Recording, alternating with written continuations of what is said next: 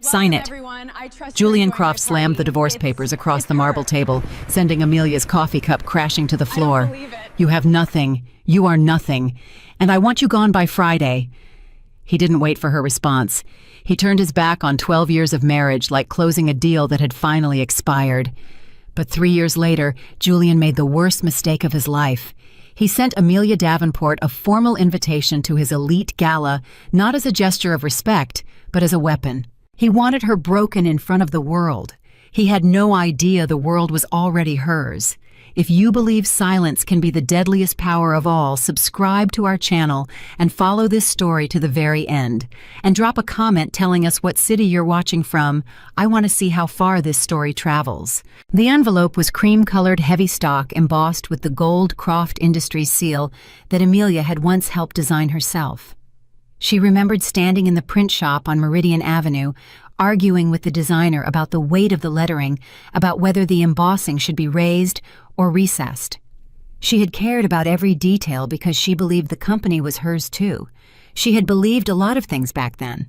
She turned the envelope over in her hands twice before setting it on the kitchen island without opening it. She already knew what it said.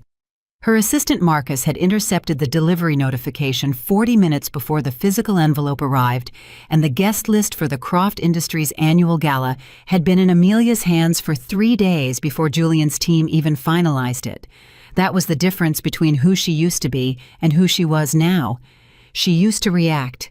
Now she prepared. She poured herself a glass of water, stood at the floor-to-ceiling window of her penthouse overlooking the financial district, and let herself feel the particular coldness of the moment. Not pain, not anger. Something quieter and more precise than either of those. Recognition. Julian Croft was inviting her to her own execution, and he was so certain of his power that it had never once occurred to him she might show up armed. Marcus appeared in the doorway, tablet in hand, reading glasses pushed up on his forehead the way he always wore them when he was thinking fast. He was 34, sharp-eyed, and had been with Amelia for 2 years. He knew better than to speak first when she was standing at that window. She spoke without turning around. "Confirm the RSVP. Tell them I accept with pleasure." Marcus made a note. "And the secondary positions. Do you want to move the timeline?" "No," she said. "We hold exactly where we are. Not a single share moves before the gala. Not one document changes hands. Nothing that could be traced. Nothing that could warn him." She finally turned from the window. "He invited me because he thinks I'm still the woman he left on the floor of that conference room. Let him keep thinking that. It's the last comfortable thought he'll ever have." Marcus nodded slowly. "The board confirmation from Whitmore and Chen came in this morning. That puts you at 53.4%.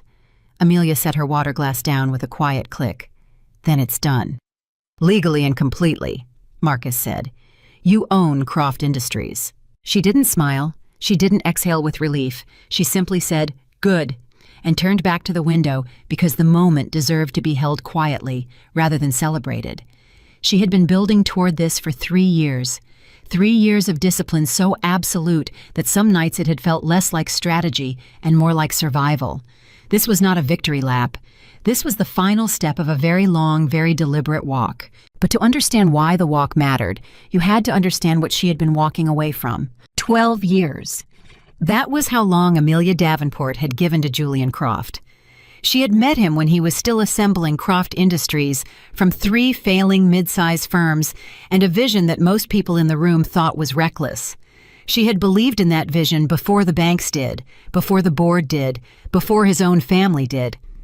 She had sat across from venture capitalists and argued Julian's case with a clarity and intelligence that left grown men reconsidering their hesitation. She had restructured his early debt contracts, identified the acquisition targets that became the foundation of his empire, and spent the better part of a decade building something she genuinely thought belonged to both of them. She had also loved him.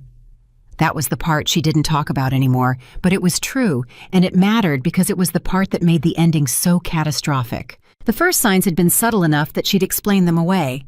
Julian working later, Julian less present at dinners, Julian with a particular coolness when she brought up plans for the future. She had attributed it to pressure, to ambition, to the particular strain of being a man who had built something enormous and was terrified of losing it. She had been patient because she thought patience was love. She had been wrong. Patience had just given him more time. She found out about Isabella on a Thursday morning in March, not through a confrontation or a confession, but through a document.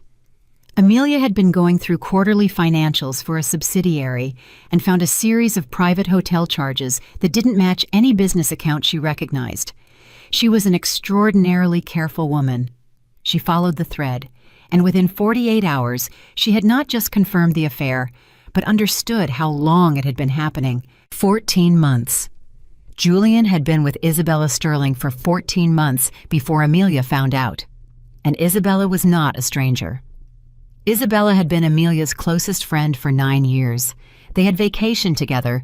They had been each other's emergency contacts. Amelia had introduced them. She sat alone in her home office for 2 hours after confirming it, and she did not cry. She was too stunned to cry. The shock was not just emotional, it was structural, like discovering that the building you had lived in for a decade was built on a foundation that had never actually been there. She confronted Julian that evening, not screaming, not throwing things. She laid out what she had found with the same precise calm she brought to every difficult conversation, and she watched his face as he understood she already knew everything. He didn't apologize. He didn't try to explain.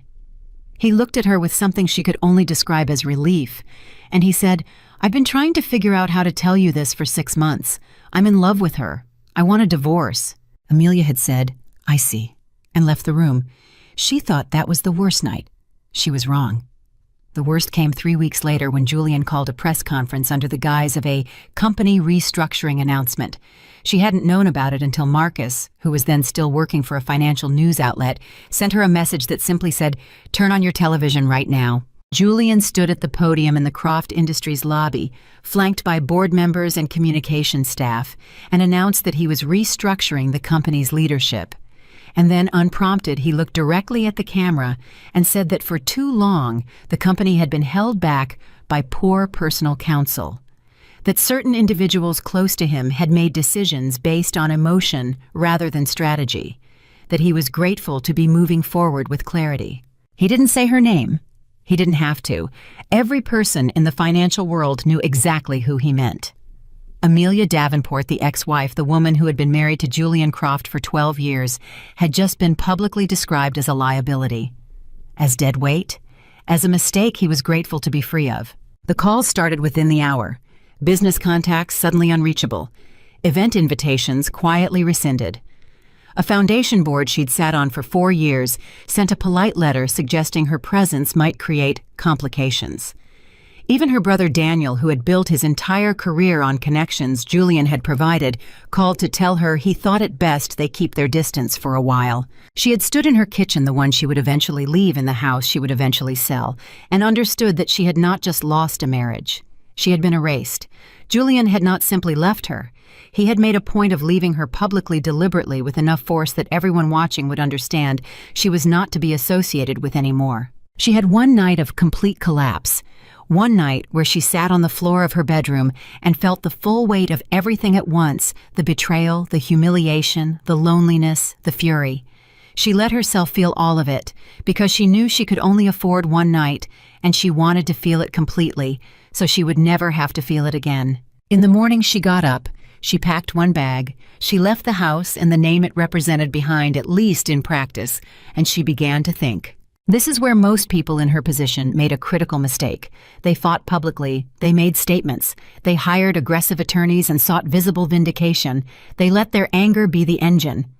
Amelia understood in those first cold weeks that anger was fuel, but noise was waste. If she was going to rebuild it, had to be invisible. Julian had to believe she was gone.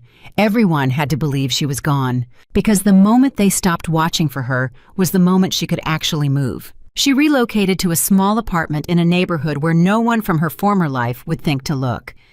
She spent 6 weeks doing nothing but reading financial law, corporate acquisition structures, hostile takeover precedents, equity network theory.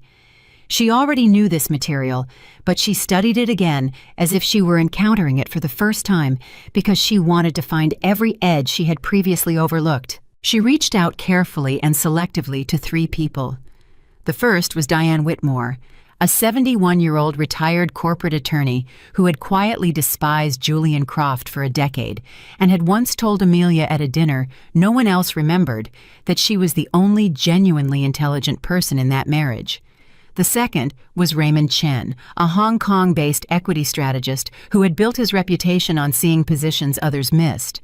The third was Marcus Webb, who had written 2 investigative pieces on Croft Industries' financial irregularities that Julian's legal team had successfully suppressed, and who was now apparently looking for something more meaningful to do with his skills than watch his work get buried. She met each of them separately. She told each of them the same thing. She had a plan it would take at least 3 years. It required absolute silence. And if it worked, it would be one of the cleanest and most complete corporate repositionings any of them had ever seen. She told them what she needed from each of them, and then she waited to see who was in. All 3 said yes within 48 hours. What followed was 3 years of work so meticulous and so patient that there were stretches where even Amelia had to remind herself that the goal existed. She built a series of holding companies under names that carried no trace of her own. She began acquiring minority positions in Croft Industries subsidiaries small enough not to trigger disclosure thresholds spread across enough entities to avoid pattern recognition. Diane restructured each position with a kind of legal precision that made them simultaneously invisible and completely ironclad. Raymond identified the specific shareholder blocks that could be moved without alerting Julian's internal financial monitors. She lived quietly. She dressed simply. She attended no events where she might be recognized. When financial journalists wrote about Croft Industries, which they did regularly because Julian was aggressively building his public profile with Isabella on his arm, Amelia read every word and felt nothing except a cold professional interest in what the coverage revealed about the company's vulnerabilities. Julian, for his part, was thriving, or performing thriving, which she had come to understand was his particular gift. He was at every major event, every conference, every charity gala that mattered. Isabella was beside him constantly, and the 2 of them had become a fixture in the kind of publications that covered wealth as though it were a personality trait. He had gotten everything he wanted. The woman he'd called dead weight had obligingly disappeared. His company was posting strong numbers, and the world had moved on. He didn't think about Amelia. That was his most fundamental error. Not thinking about her meant not watching for her. Not watching for her meant not seeing what she was doing in the margins of markets he thought he controlled. He had dismissed her so completely that she had become functionally invisible, and invisibility in the hands of someone who knew how to use it was the most dangerous position in any room. The acquisition accelerated in the final year. Diane and Raymond working in concert 3 separate equity blocks, moving in coordination across a 6-week window that looked on any individual exchange filing like routine portfolio adjustments by unrelated institutional investors. By the time the positions consolidated, Amelia held 53.4% of Croft Industries. She owned it, legally, completely, and without a single procedural error that could be challenged. She had told no one outside her 3 advisors, not a journalist, not a contact, not an old friend who might have been gratified to hear it. She had held the secret with both hands for 3 years, and she was not going to release it for anything less than the perfect moment. Julian had just handed her the perfect moment. The gala invitation sat on her kitchen island, still unopened. She walked back to it, picked it up, and this time slid her finger under the seal. The card inside was predictably beautiful, heavy cream paper, engraved lettering, the Croft Industries logo, centered at the top. A formal invitation to the annual Elite Gala black tie, the Grand Meridian Hotel, 8 o'clock. And at the bottom, in a line that she suspected Julian had personally insisted on a handwritten edition in his own script, "It would mean so much to see you there, Amelia, for old time's sake." She read it twice. Then she set it down and looked at Marcus, who had reappeared in the doorway. "He wrote it himself," she said. "That last line." Marcus glanced at the card. "The handwriting."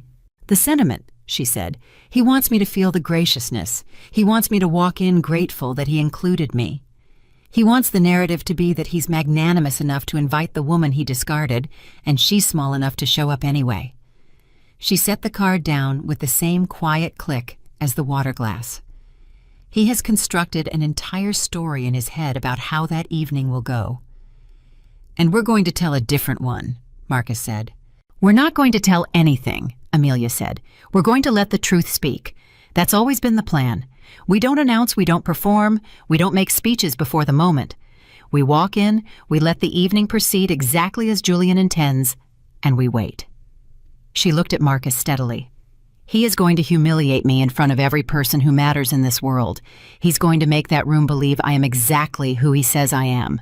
And then the board chairman is going to speak." Marcus was quiet for a moment. "You're not nervous." It wasn't a question, but she answered it like one. "I was nervous for 3 years," she said. "Every morning I checked the positions.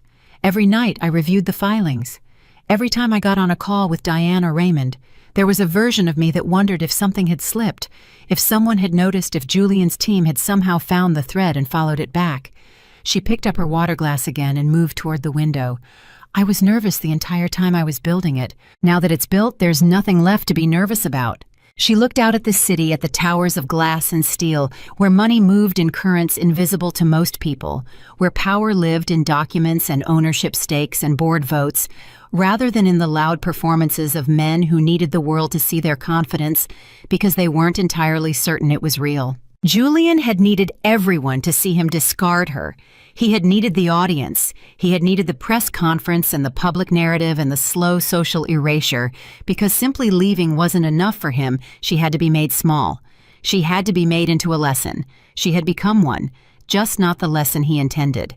In the lobby of the Grand Meridian Hotel 4 days from now, Julian Croft was going to stand in front of the most powerful people in the country and deliver what he believed was the final word on Amelia Davenport. He was going to smile that particular smile of his, the one that looked like confidence, but was actually performance, and he was going to let her feel the weight of every eye in the room, confirming his version of her story. And then the truth was going to walk into the room behind her, and Julian's entire narrative was going to collapse in real time in front of everyone he had ever needed to impress. She had not planned this moment out of cruelty. She wanted to be clear about that, at least to herself. There had been a version of this plan in the early months that was driven by fury, where she had imagined the most brutal possible exposure, where she had wanted him to feel every humiliation she had felt, amplified and returned. She had moved through that version and left it behind because she understood that cruelty was just another form of noise, and noise had never been her method. What she wanted was simpler and more complete than revenge. She wanted accuracy. She wanted the record corrected. She wanted the people who had watched Julian publicly diminish her to understand with absolute clarity and in front of the same witnesses that they had been watching a man dismantle something he didn't have the intelligence to recognize as extraordinary. She wanted the correction to be visible and irrefutable and permanent. She wanted the truth told in a room full of people who had believed his version of it. That was all. And it was enough. She finished her water and set the glass down. "Tell Diane I want to speak with her tomorrow morning, and tell Raymond the timeline holds." She walked toward her office. "And Marcus?" "Yes. Find me something appropriate to wear to a gala," she said without turning around. "Something that says I've been doing very well." She closed the office door behind her and sat down at her desk, where 3 years of work lived in organized files and carefully dated documentation, and where the future she had built in absolute silence waited quietly for the moment she would finally allow it to speak. 4 days. Julian would have 4 more days of believing he had won. She had given him 3 years of that belief, and she could afford 4 more days. Patience was not passive. Patience was the architecture of everything she had built. Patience was the reason she was going to walk into that gala as the owner of his empire, while he stood at its center, believing he had invited the ghost of a woman he'd defeated. She opened her laptop and began to work. The dress arrived on a Tuesday, 3 days before the gala, in a matte black garment bag with no label on the outside. Amelia had described exactly what she wanted to the stylist. Not flashy, not aggressive, nothing that would read as trying too hard, and what arrived was precisely right. Deep navy structured at the shoulder, utterly quiet, in the way that only genuinely expensive things managed to be quiet. The kind of dress that didn't announce itself. The kind that made people look twice because they couldn't immediately explain why they were looking. She hung it on the back of the closet door and went back to work. Marcus knocked at 10 that morning and came in without waiting, which meant something had moved. He had 2 phones in his hand, which meant something had moved fast. Croft's PR team sent a revised guest list to the hotel coordinator this morning, he said, setting one phone on her desk. They added a media section. 4 journalists, 2 photographers, and a video crew from Meridian Financial Network. Amelia looked at the screen. He's filming it. He's filming it, Marcus confirmed. My read is he wants footage of the gala for the quarterly investor presentation next month. But the placement, he pointed to a section of the guest list. The media is positioned directly adjacent to the main stage, which means if anything happens on that stage, it gets captured. Amelia leaned back in her chair slowly. He didn't plan that for my benefit. No, he planned it for his own, but it works for ours. She thought about it for a moment, turning the information over with the same deliberate care she gave every variable. Then she said, "Leave it. We don't touch the media placement. We don't try to limit the coverage. We don't do anything that could be interpreted as damage control before the damage has even happened." She looked at Marcus steadily. If he wants cameras in the room, then cameras will be in the room, and they will record exactly what happens. Marcus made a note. Diane called this morning. She wants to walk through the board confirmation sequence one more time. Schedule it for this afternoon. And tell Raymond I want confirmation that the Chen Whitmore block is locked. No movement, no communication that touches any Croft-adjacent account until after the gala. We are completely still until Saturday night. Understood. Marcus paused at the door. There's one more thing. She waited. Your brother called the office line, not your cell, the office line. The room went a degree colder. Amelia didn't move. What did he want? He didn't say specifically. He said he'd heard you were attending the gala and that he wanted to talk before then. He said it was important. Marcus watched her carefully. He left a number. I know his number, she said quietly. She was still for a long moment. Then, don't return the call. Don't acknowledge the message. If he calls again, you haven't been able to reach me. You don't want to know what he's going to say. I already know what he's going to say, Amelia said. He's going to tell me not to go. He's going to tell me it isn't worth it, that I should protect what I've rebuilt, that engaging with Julian's world again is a mistake. He's going to frame it as concern. She picked up her pen and returned her eyes to the document in front of her. What it actually is fear. Daniel built his entire professional life on Julian's goodwill. If something shifts at Croft Industries, Daniel's position shifts with it. He doesn't know what I've done. He just senses something is about to change, and he wants to position himself safely. She marked a line in the document. He made his choice 3 years ago. He doesn't get a preview of mine.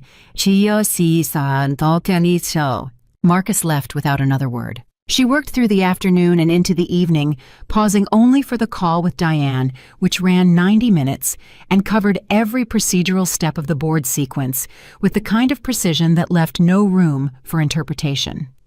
Diane Whitmore had been practicing corporate law since before Amelia was born, and she spoke about legal architecture, the way a master builder spoke about load-bearing walls with complete authority and zero tolerance for approximation.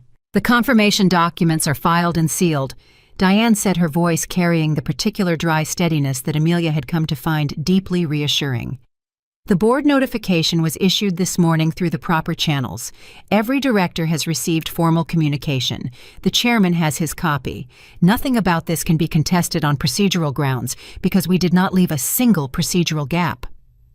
And if Julian's legal team tries to challenge the acquisition itself, they will try, Diane said simply, and they will fail. We spent 2 years making sure of it. Every position was acquired through properly disclosed entities. Every threshold was respected. Every filing was current. His attorneys are very good, Amelia, but they are going to spend the first 72 hours looking for a door and finding nothing but solid wall. Good, Amelia said.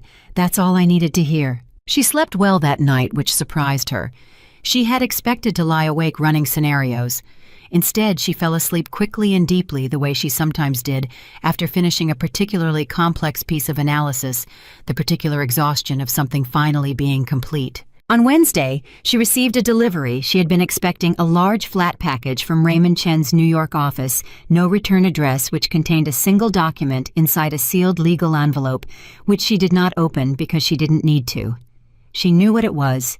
She placed it in the interior pocket of the structured portfolio case she would be carrying to the gala and went back to her desk.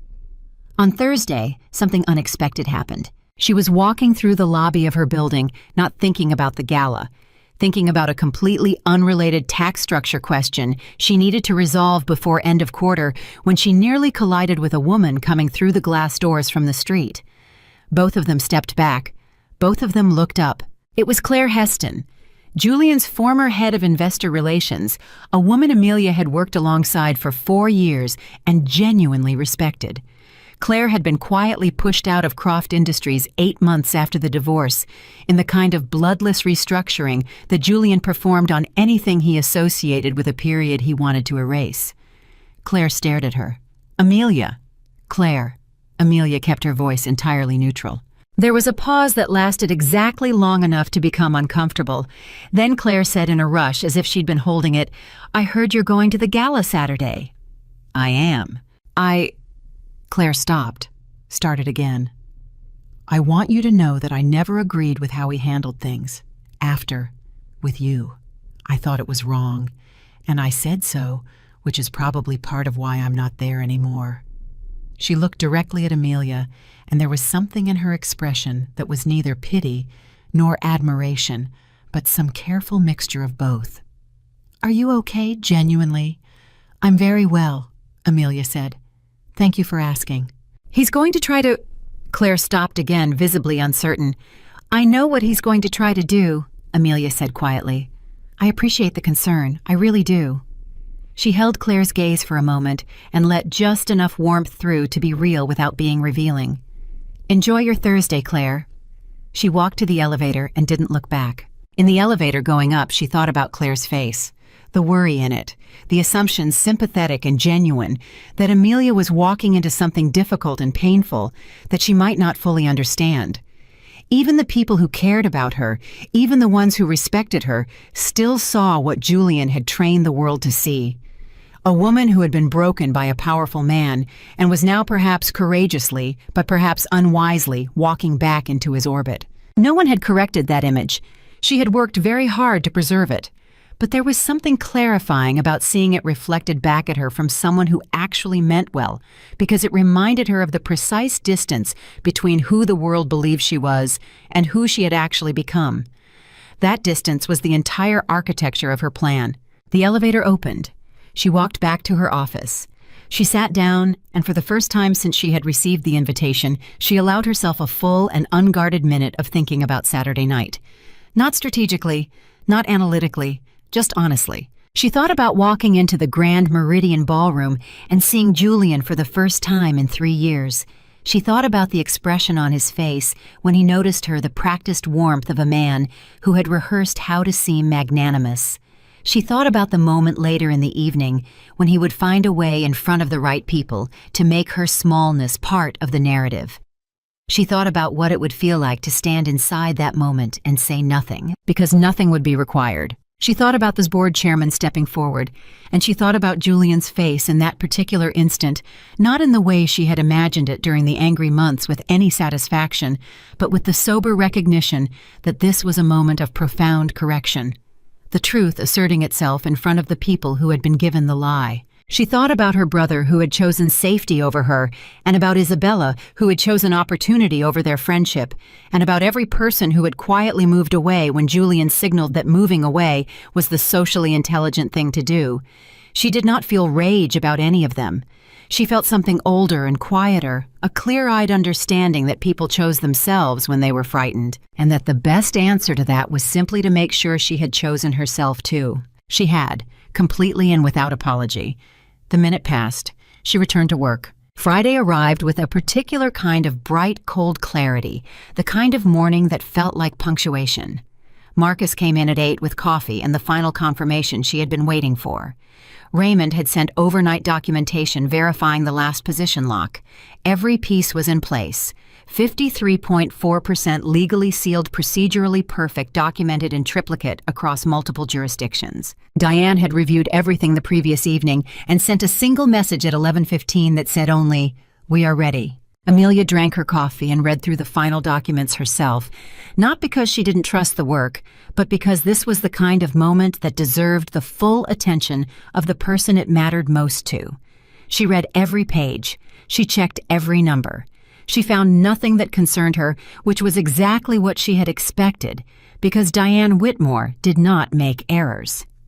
Marcus was quiet through all of it. When she set the last document down, he said, "How are you feeling?" "Focused," she said. "That's not the same as okay." "No," she agreed, "but it's what's true." He nodded and refilled her coffee without being asked. She spent the afternoon on unrelated work, deliberately a restructuring question for a separate client matter, an equity analysis that had nothing to do with Croft Industries. She had learned over 3 years that the most dangerous thing a person could do in the final stretch of a long plan was to spend too much time looking at it. You either trusted the work or you didn't, and she trusted it completely. At 6 in the evening, her phone rang. Not her office line, and not Marcus's routing number, her personal cell, which almost no one had. She looked at the screen. Daniel. She let it ring 4 times. Then she answered. Amelia. His voice was tighter than she remembered. 3 years had put something in it that hadn't been there before, a strain that lived under the professional polish he'd always maintained. "Thank God. I've been trying to reach you." "I know," she said. A pause. "So you got my message?" "I got your message." Another pause longer. "You're going tomorrow night?" "Yes." "Amelia, listen to me." She could hear him moving, the sound of a door closing, the particular quality of someone making sure they were alone. "I don't know what you're thinking, but this is not a good idea. Julian, he's not in a good place. His numbers are softer than they're letting on publicly. The board is not as unified as it was 2 years ago, and when things get tight, he gets mean. You know that. You know how he gets." His voice dropped. "He didn't invite you to be kind. You know that." "Yes," she said. "I know that." "Then why are you going?" She considered the question.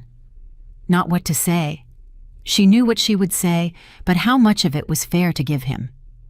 He was her brother. He had failed her, but he was her brother, and the failure had come from fear rather than malice, which she had eventually separated out from how she felt about it. He was calling because he was afraid for her, or afraid for himself, or both, and he didn't understand the difference. "Because I have things to attend to," she said. "What does that mean?" "It means there are matters related to the company that need to be present for Saturday evening, and I intend to be present for them." Silence.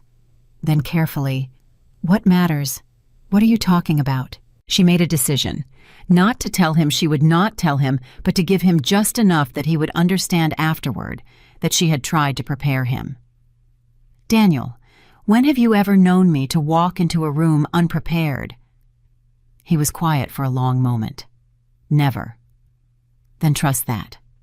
"Amelia." "I have to go," she said. "Enjoy your Friday evening." She ended the call and sat with the phone in her hand for a moment. She had given him what she could. What he did with it was his to navigate. She went to bed at 10:30, read for 20 minutes, and was asleep by 11. Saturday arrived without ceremony. She was up at 6, which was her normal hour. She worked for 3 hours on the unrelated client matter, finished the equity analysis she'd started Friday, and responded to a series of emails that had been waiting since midweek. At 9, Marcus arrived with her portfolio case and 2 items she had asked him to bring: a printed copy of the sealed acquisition confirmation and a single index card with 4 handwritten notes on it that she had prepared herself. "Everything is in order," he said. "Car is scheduled for 7:15. Diane will be inside the venue by 7:30. Raymond's representative, his associate Nolan, will be seated with the board group by 7:45. And the chairman, confirmed. He has his documentation, he has his timing, and he has your direct line if anything moves unexpectedly." "It won't move unexpectedly," she said, "but give him the number anyway." She spent the afternoon quietly. She ate lunch at the kitchen island and read a novel she'd been meaning to finish for 2 weeks. At 4, she called her mother, not to discuss the gala, not to prepare anyone, just to talk, because her mother was 73 and had been through enough of her own difficulties to deserve a conversation that wasn't about strategy. They talked for 40 minutes about her mother's garden and a trip her mother was planning to the coast and a book they had both read and disagreed about, and Amelia felt by the end of the call completely herself, clear and settled and entirely present. At 5:30, she began getting ready. The navy dress fit exactly as it had when she tried it the first time. She kept her jewelry simple, a single strand of pearls that had been her grandmother's, clean and personal and impossible to misread as performance. Her hair, her makeup, everything deliberate and quiet, nothing aggressive, nothing that could be read as trying. She looked at herself in the mirror for exactly one moment, not out of vanity, but out of the particular discipline of making sure she was ready. She was. She looked like herself. Not the version of herself that Julian had put in front of the world, not the diminished ghost of a woman who had made a powerful man's mistake herself. Composed, present, and absolutely prepared. At 7:15, she picked up her portfolio case, walked through her apartment, and closed the door behind her. In the car going downtown, Marcus sat beside her, with his tablet running through the final sequence one more time in quiet, efficient shorthand. She listened, confirmed each point, and then told him to put the tablet away. They rode the last 8 minutes in silence. The Grand Meridian came into view through the windshield lights, blazing cars stacking at the entrance, the particular choreographed glamour of a major event in full motion. She watched it approach through the glass. Somewhere inside that building, Julian Croft was standing in a custom tuxedo, greeting his guests, performing his flawless confidence, counting on the evening ahead to go exactly as he had planned. He had spent the entire day preparing for the wrong story. The car stopped. The door opened. Amelia Davenport stepped out into the cold night air, portfolio case in hand, and looked at the entrance of the Grand Meridian Hotel with the same calm, clear expression she brought to every difficult room she had ever walked into. She walked forward. The lobby of the Grand Meridian was exactly what she had expected, which meant it was also exactly what she had prepared for. The noise hit first, that particular blend of champagne glasses and expensive cologne, and 100 overlapping conversations that existed in the specific key of people performing their wealth for one another.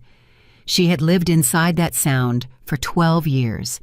It no longer impressed her, and it no longer intimidated her, which was perhaps the most important thing 3 years of distance had given her. She checked her portfolio case at the coat station, keeping only the sealed envelope inside her clutch, and moved into the main reception space with the measured pace of someone who had nowhere to rush to because they had already arrived exactly where they intended to be. The first person to see her was a woman named Patricia Gould, the wife of a Croft Industries board member who had been one of the first to quietly remove Amelia from her social rotation after the divorce. Patricia was standing with 2 other women near the champagne station, and she looked up with the particular expression of someone encountering a fact they had not accounted for in their planning. Surprise, then something more complicated, then a very careful smile. "Amelia," Patricia said, "I didn't expect to see you here." "Julian was kind enough to invite me," Amelia said with a warmth so precise it was impossible to argue with. "It's lovely to see you, Patricia. You look wonderful." She moved on before Patricia could recalibrate. 7:43. 13 minutes before the formal program began, she moved through the reception with purpose, greeting people she recognized, accepting the surprise on their faces without reacting to it, planting herself in the geography of the room with the same intentionality she had brought to every acquisition over the last 3 years. She needed to be seen. She needed Julian to know she was there well before he had planned to acknowledge her, so that he could begin performing his magnanimity early and set the stage himself without realizing she was directing it. She found her table, which was positioned, she noted without surprise, at the extreme periphery of the main floor behind 2 other rows of tables with a partially obstructed sightline to the stage. Julian's team had seated her in the social equivalent of a back corner. She looked at the placement card with her name on it, then looked across the room toward the main stage and the elevated table where the board members and major investors were positioned. And she made a very simple calculation. She picked up her placement card, carried it to the table adjacent to the board section, which had 2 empty seats and whose cardholders had not yet arrived, and set it down next to a man she recognized immediately. Walter Grayson, the chairman of the Croft Industries Board, who looked up from his phone as she approached, and whose expression shifted in the space of a single second through surprise and into something that was very close to relief. "Amelia," he said quietly. "Walter," she said, sitting down beside him. "I thought we might want to be closer tonight." He glanced around the table briefly, then back to her. "Diane told me you'd be calm about all of this." Was she right?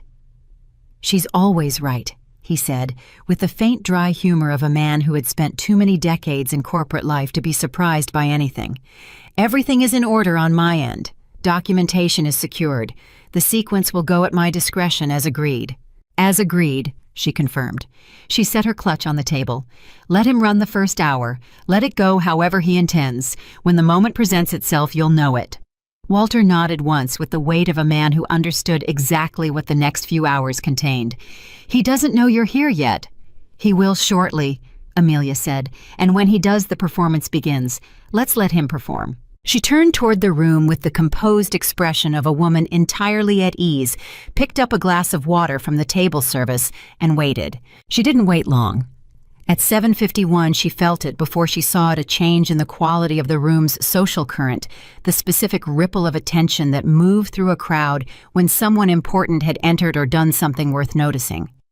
She followed the ripple back to its source and found Julian Croft standing 30 feet away mid-greeting with a cluster of investors, who had just been told something by the man beside him that caused Julian to turn his head and look directly across the room, at her. The distance between them was enough that she could read his expression without him being able to read the precision of her attention. She watched his face move through a sequence that he couldn't fully control recognition, then a microsecond of something that might have been uncertainty, immediately covered by the warm and practiced expansion of his public smile. He said something brief to the investors beside him and began moving toward her with the deliberate ease of a man who had choreographed this moment in his head and was now executing it exactly as planned. Amelia set her glass down. She stood. He crossed the room and arrived in front of her with his hand already extended, smile already deployed. Up close, he looked well expensive, suit-controlled posture, the particular burnished quality of a man who had been performing success long enough that it had become something close to real. Isabella was not beside him. She would be somewhere in the room Amelia knew, positioned carefully enough to be visible without being immediately adjacent to this interaction. "Amelia," Julian said, and his voice carried exactly the tone she had anticipated. Warm, slightly surprised, performing graciousness for the benefit of anyone within earshot. "I'm so glad you came." "Of course," she said, shaking his hand with a firmness that matched his exactly. "It's a beautiful event, Julian. You've always known how to put these together." His smile registered the compliment with the ease of a man accustomed to them. "You look well," he said, and she could hear him recalibrating as he said it, not quite expecting the steadiness in front of him. "It's been a long time." 3 years, she said simply. 3 years. He repeated it lightly as if duration were a neutral thing. Then, with the particular careful casualness of a man deploying a blade, "I wasn't sure you'd come, honestly. I imagine these events must be a bit—" He paused just long enough, "a lot after everything." She looked at him with complete equanimity. "Not at all," she said. "I've been keeping quite busy, but I appreciate you thinking of me." He searched her face for a moment, and she gave him nothing except the pleasant, settled expression of a woman who was exactly where she meant to be.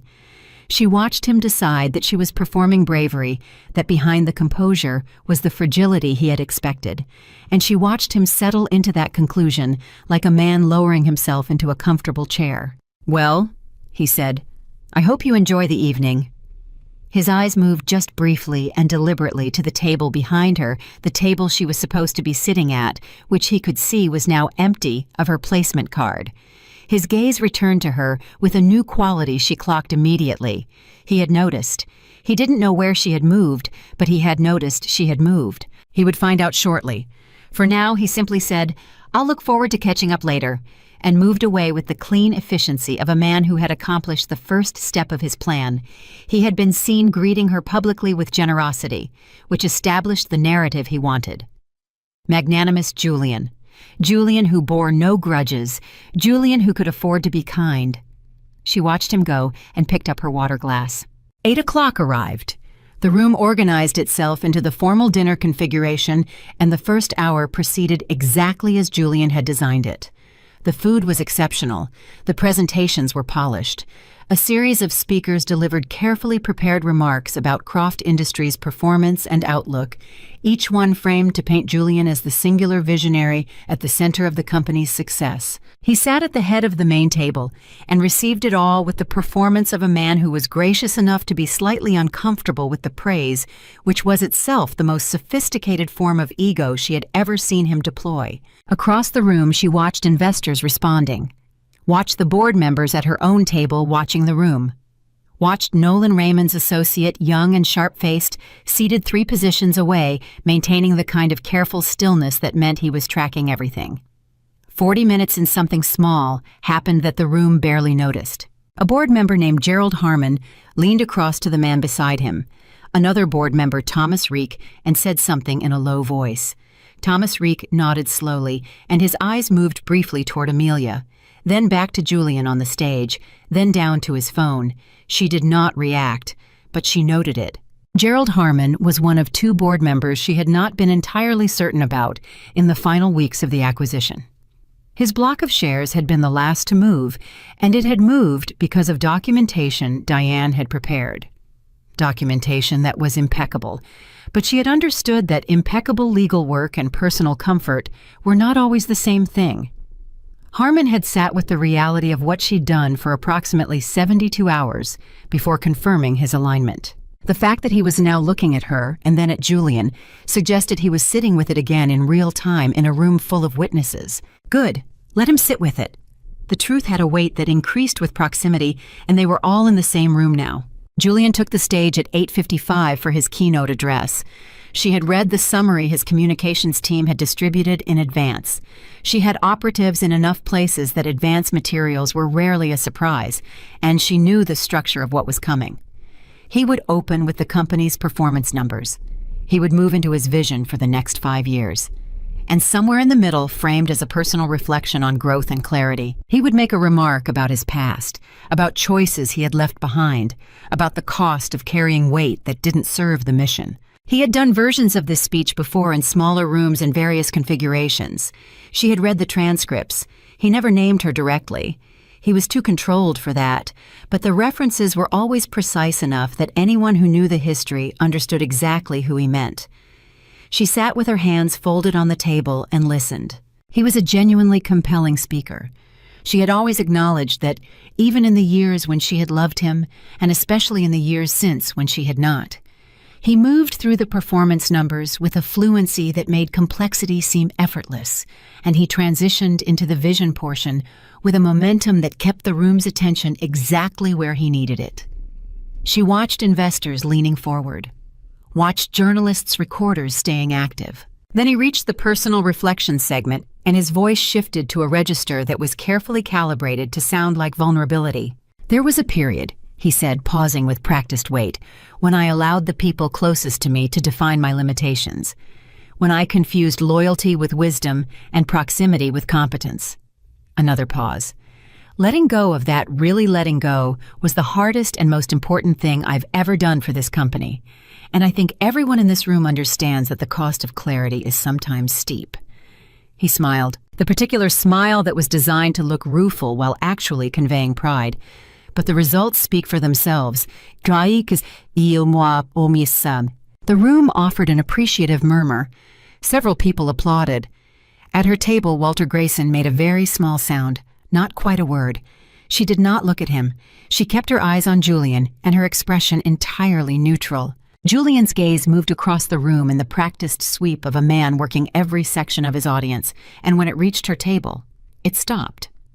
just for a moment, just long enough to make sure she had heard. She looked back at him with the same settled attention she had maintained all evening, and she watched him interpret that stillness as pain she was suppressing, and she watched him feel satisfied about it. He looked away. He continued his speech. What Julian did not see because he was looking at the room the way powerful men looked at rooms, which was to say he was looking for confirmation rather than information, was what was happening at the edges. 3 board members had checked their phones in the last 4 minutes. 2 investors from the secondary table had broken away from the applause a beat early. Nolan had shifted in his chair and made a note on the small card he kept in his breast pocket. She saw all of it. She had trained herself to read rooms the way others read text, not for what was presented, but for what was moving underneath. The speech ended. Applause genuine and substantial. Julian descended from the stage with the ease of a man who had just confirmed everything he believed about himself. He was immediately surrounded by the cluster of congratulatory attention that major events generated, and she watched him work it hand after hand, smile after smile, the precise social machinery of a man who had practiced this until it was indistinguishable from authentic. Then Isabella found her way to his side. Amelia watched without any particular feeling. Isabella Sterling was beautiful in the aggressive, curated way she had always been. Everything perfectly chosen. Everything slightly too much.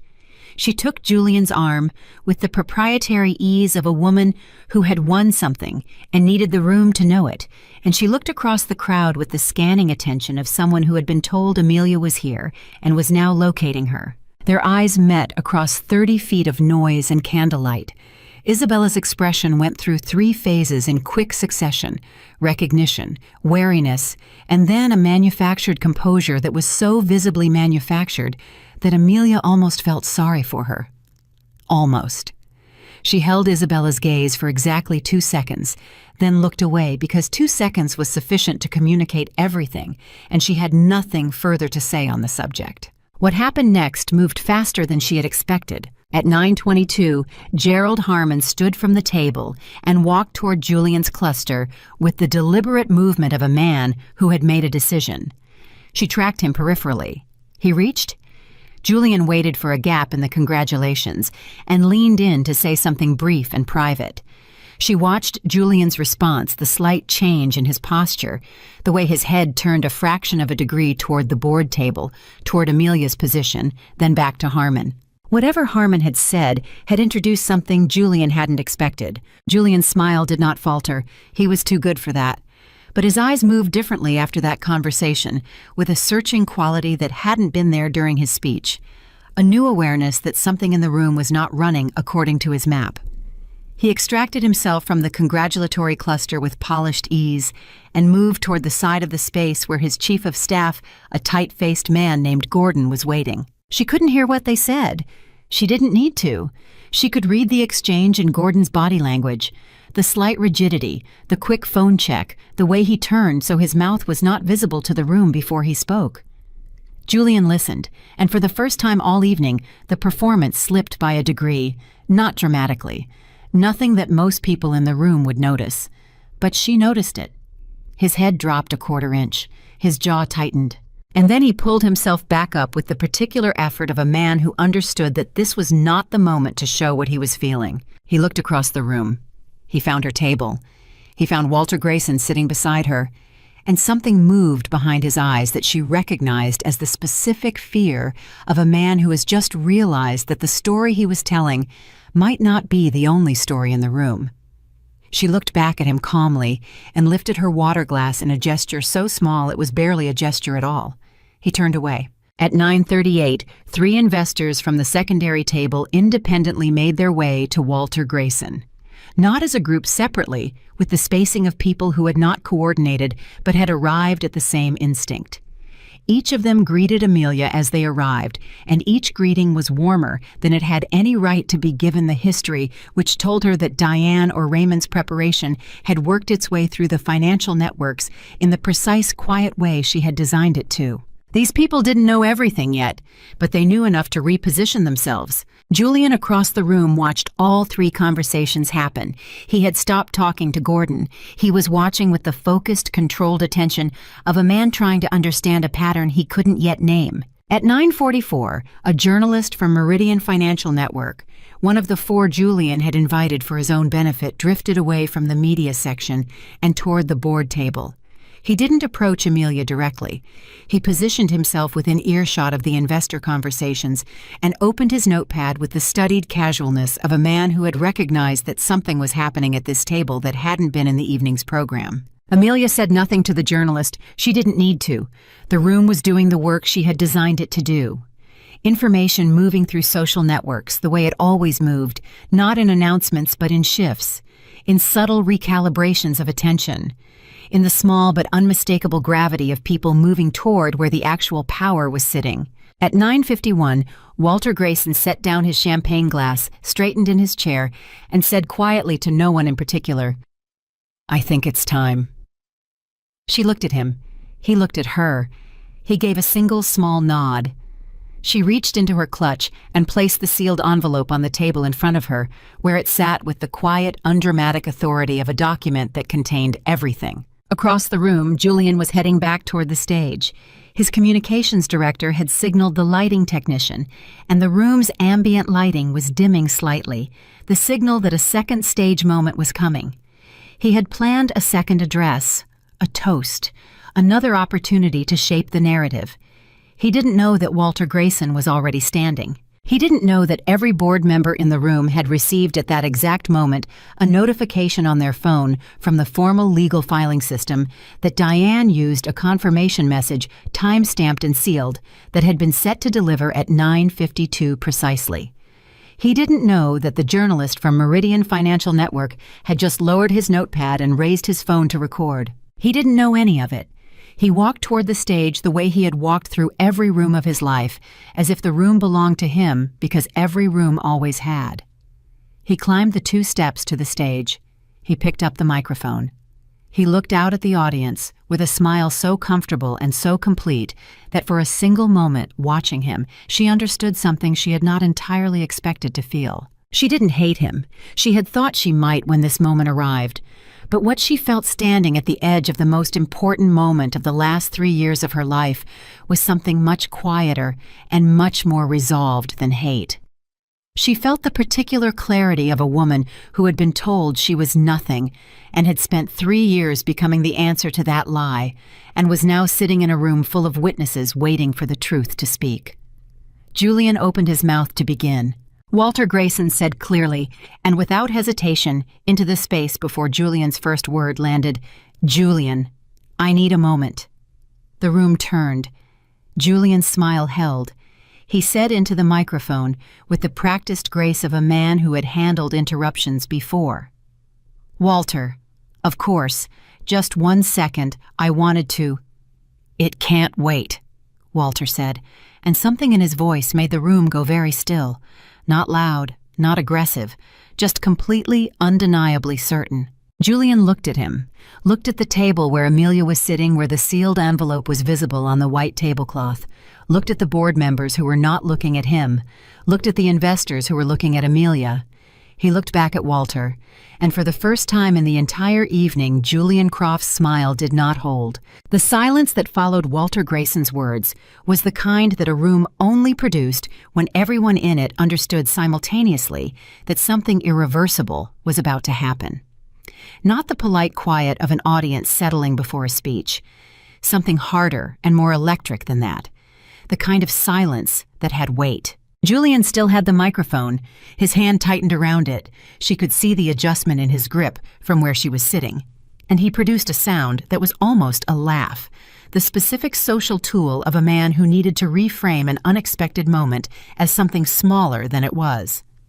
"Walter, whatever it is, I'm sure it can—" "It cannot," Walter said, and he was already standing, already moving toward the stage with the measured authority of a 70-year-old man who had chaired enough boards to know exactly what his voice sounded like when it needed to fill a room. I apologize to our guests for the interruption, but there is a material matter of company governance that requires immediate acknowledgement, and as chairman of the Croft Industries Board of Directors, it is my legal obligation to address it in front of the relevant stakeholders who are present tonight. The word legal did something to the room. She watched it move through the crowd like a current, the investors straightening slightly, the journalists' phones coming up, the board members' faces going carefully neutral in the way that faces went neutral when people who understood corporate law recognized that something procedurally significant was occurring. Julian lowered the microphone. He looked at Walter with the expression of a man who had just felt the floor shift beneath him and was still deciding whether it had actually moved or whether he was imagining it. Walter. His voice was lower now, stripped of the performance register, speaking the name as a question and a warning simultaneously. Walter reached the edge of the stage. He did not climb the steps. He turned to face the room from the floor, which was a choice he was not taking. Julian's stage, he was addressing the room from within it, as a member of it, which was exactly the right register for what he was about to say. 3 years ago, Walter began, and his voice was the voice of a man reading from a document he had memorized so thoroughly it lived in his bones. Croft Industries underwent a series of significant internal changes that affected both its leadership structure and its shareholder configuration. Over the course of the last 36 months, a systematic acquisition of company equity was conducted through a series of properly disclosed holding entities in full compliance with all applicable securities law and exchange regulations. Julian said sharply. Walter, every threshold was respected. Walter continued as if Julian had not spoken. Every filing was current. Every position was legally acquired and legally held. And as of the close of business on Wednesday of this week, the cumulative equity position held by the acquiring party reached 53.4% of total outstanding Croft Industries shares, constituting a legal majority ownership stake. The room did not explode. That was what she had anticipated, some dramatic eruption, the kind that happened in movies. Instead, what happened was stranger and more profound. The room contracted. Every person in it seemed to draw one careful breath at the same time and then hold it, and in that held breath was the specific collective recognition of people processing something that rearranged everything they thought they understood about where they were standing. Julian's voice, when it came, was not loud. It was the opposite of loud. It was the voice of a man speaking through something that had seized in his chest. What acquiring party? Walter reached into his breast pocket and produced a single folded document. He unfolded it with 2 hands, the way one handled something that mattered. The majority shareholder of Croft Industries, he said, is Amelia Davenport. 4 seconds of absolute silence. Then the room broke open. Not violently, not in the way of chaos, in the way of 100 separate conversations beginning at once, of chairs moving, of phones being raised, of the particular controlled bedlam of people in professional environments trying to process extraordinary information while maintaining the composure their positions required. The Meridian Financial Network journalist was recording. 3 others she hadn't noticed before had their phones up. Gerald Harmon had both hands flat on the table in front of him and was staring at a fixed point on the tablecloth. Thomas Reek had turned entirely in his chair to look at her. Julian was looking at her too. Across the full width of the room, through all the noise and motion of the crowd between them, he was looking at her with an expression she had never seen on his face before. She had seen him angry. She had seen him calculating. She had seen him performing and grieving and dismissing and proud. She had not seen this. This was a man encountering the complete collapse of a structure he had believed was permanent in real time, in front of everyone he had ever needed to impress. It was not rage. It was not grief. It was something more foundational than either the expression of a man whose understanding of the world had just been revealed as a fiction he had been living inside. Amelia stood. She did it quietly without announcement, and because the room's attention was fractured across a dozen simultaneous reactions, almost no one noticed immediately. She picked up the sealed envelope from the table, which she had already opened in her clutch. She was holding not the envelope itself, but the single page inside it, the acquisition confirmation bearing her name, the company name, the percentage, and Diane Whitmore's signature alongside the signatures of 3 independent legal witnesses, and she walked toward the stage. The crowd parted, not because she demanded it, because the room's social intelligence operating on instinct recognized that the person moving toward the stage was the person the room was about to center on. Julian stepped back. One step, not dramatic, not a retreat, but a step. She noted it without reacting to it and climbed the 2 steps to the stage, accepted the microphone from Walter with a quiet thank you that only he could hear, and turned to face the room. She had imagined this moment 1,000 times across 3 years. In the early months, the version she imagined had been triumphant, charged with the anger she was still metabolizing, shaped by the desire to make everyone in the room feel the weight of what had been done to her. Later, as the anger became something quieter and more structural, the version changed, became less about performance and more about accuracy. She wasn't here to punish him. She was here to correct the record. She looked at the room and she said in the same level and human voice she used for every important conversation, "I want to start by thanking Walter for the clarity of that introduction, and I want to apologize to everyone here for the disruption to what has been a genuinely beautiful evening." She paused 1 beat. "Though I suspect by the end of tonight most of you will understand why the timing was necessary." A ripple of something moved through the crowd. Not laughter, not exactly, but the social release of people recognizing that the person speaking was not going to be theatrical about this, which made it more significant, not less. Julian said from 2 feet behind her, with a control so absolute it was almost impressive, "This is not the appropriate forum for Julian." She did not turn around. She kept her eyes on the room and said his name with the same unshakable calm she had brought to every difficult moment since she had decided to stop being afraid of them. "You chose this forum. You invited me here. You put cameras in the room. You arranged for the media placement yourself." She let that sit for exactly 1 second. "I'm simply using the forum you provided." The room was utterly still. She held the document at her side, not brandishing it, not performing with it, simply holding it in the way of someone who has what they need and does not require to wave it around. 3 years ago, she said, Julian stood in front of cameras and described me as someone who had held this company back, as dead weight, as a mistake he was grateful to be free of. She let the words sit in the air without any particular drama attached to them because they didn't need drama. They were what they were, and everyone in the room either knew them already or was about to understand their significance. He said it publicly, deliberately, with enough force that the message was clear to everyone who needed to hear it. I was to be associated with failure, with poor judgment, with the past. She looked at Gerald Harmon, who looked back at her with the expression of a man who had been in that original audience and knew exactly what she was referring to. Then she looked at Patricia Gould, who had heard those words and made her social calculations accordingly. Then she looked at the journalist from Meridian Financial Network whose recorder was running. "I did not fight that narrative publicly," Amelia continued. "I made a different choice. I went to work." She allowed herself 1 moment, not a dramatic pause, just a breath, the kind of natural human pause that occurred when someone was about to say the thing that mattered most. "What you are holding in your notifications tonight, what Walter has just confirmed on the record, is the result of 3 years of work that was conducted entirely within the boundaries of the law, entirely through proper disclosure channels, and entirely without a single action that can be successfully challenged in any court in this country." She looked directly at Julian's legal director, who was standing near the side wall with a phone pressed hard against his ear. "I am aware that certain individuals are currently making phone calls. I would ask them to save the effort until morning, because by morning Diane Whitmore's office will have a complete procedural file prepared for any review that is requested. Every position, every filing, every timeline, all of it is there." Julian's legal director lowered his phone slightly. He did not put it away. At 10:19, something happened that she had not precisely planned for, but had considered as a possibility.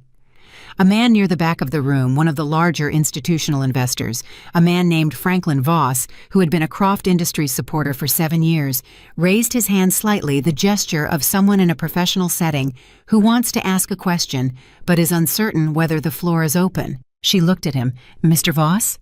He seemed mildly startled that she knew his name, which was, she supposed, the point. "Ms. Davenport," he said carefully, "can you speak to your intentions with respect to the company's operational direction going forward?" It was the right question, and he had asked it correctly, which told her that Franklin Voss was going to be someone worth working with in the months ahead. She said, "The company's current operational structure will be reviewed by the board in the normal course over the next 60 days. Nothing is dismantled overnight. The workforce, the client relationships, the ongoing projects, none of that changes by virtue of a change in ownership. What changes is governance. And governance changes through the board, through legal process, through the proper sequence." She held his gaze. "Croft Industries is a strong company. It has genuinely good people in it. My ownership does not change that. My ownership ensures that the people who built this company will have leadership that reflects what this company actually is, rather than a performance of what one person needs it to appear to be." Franklin Voss sat down.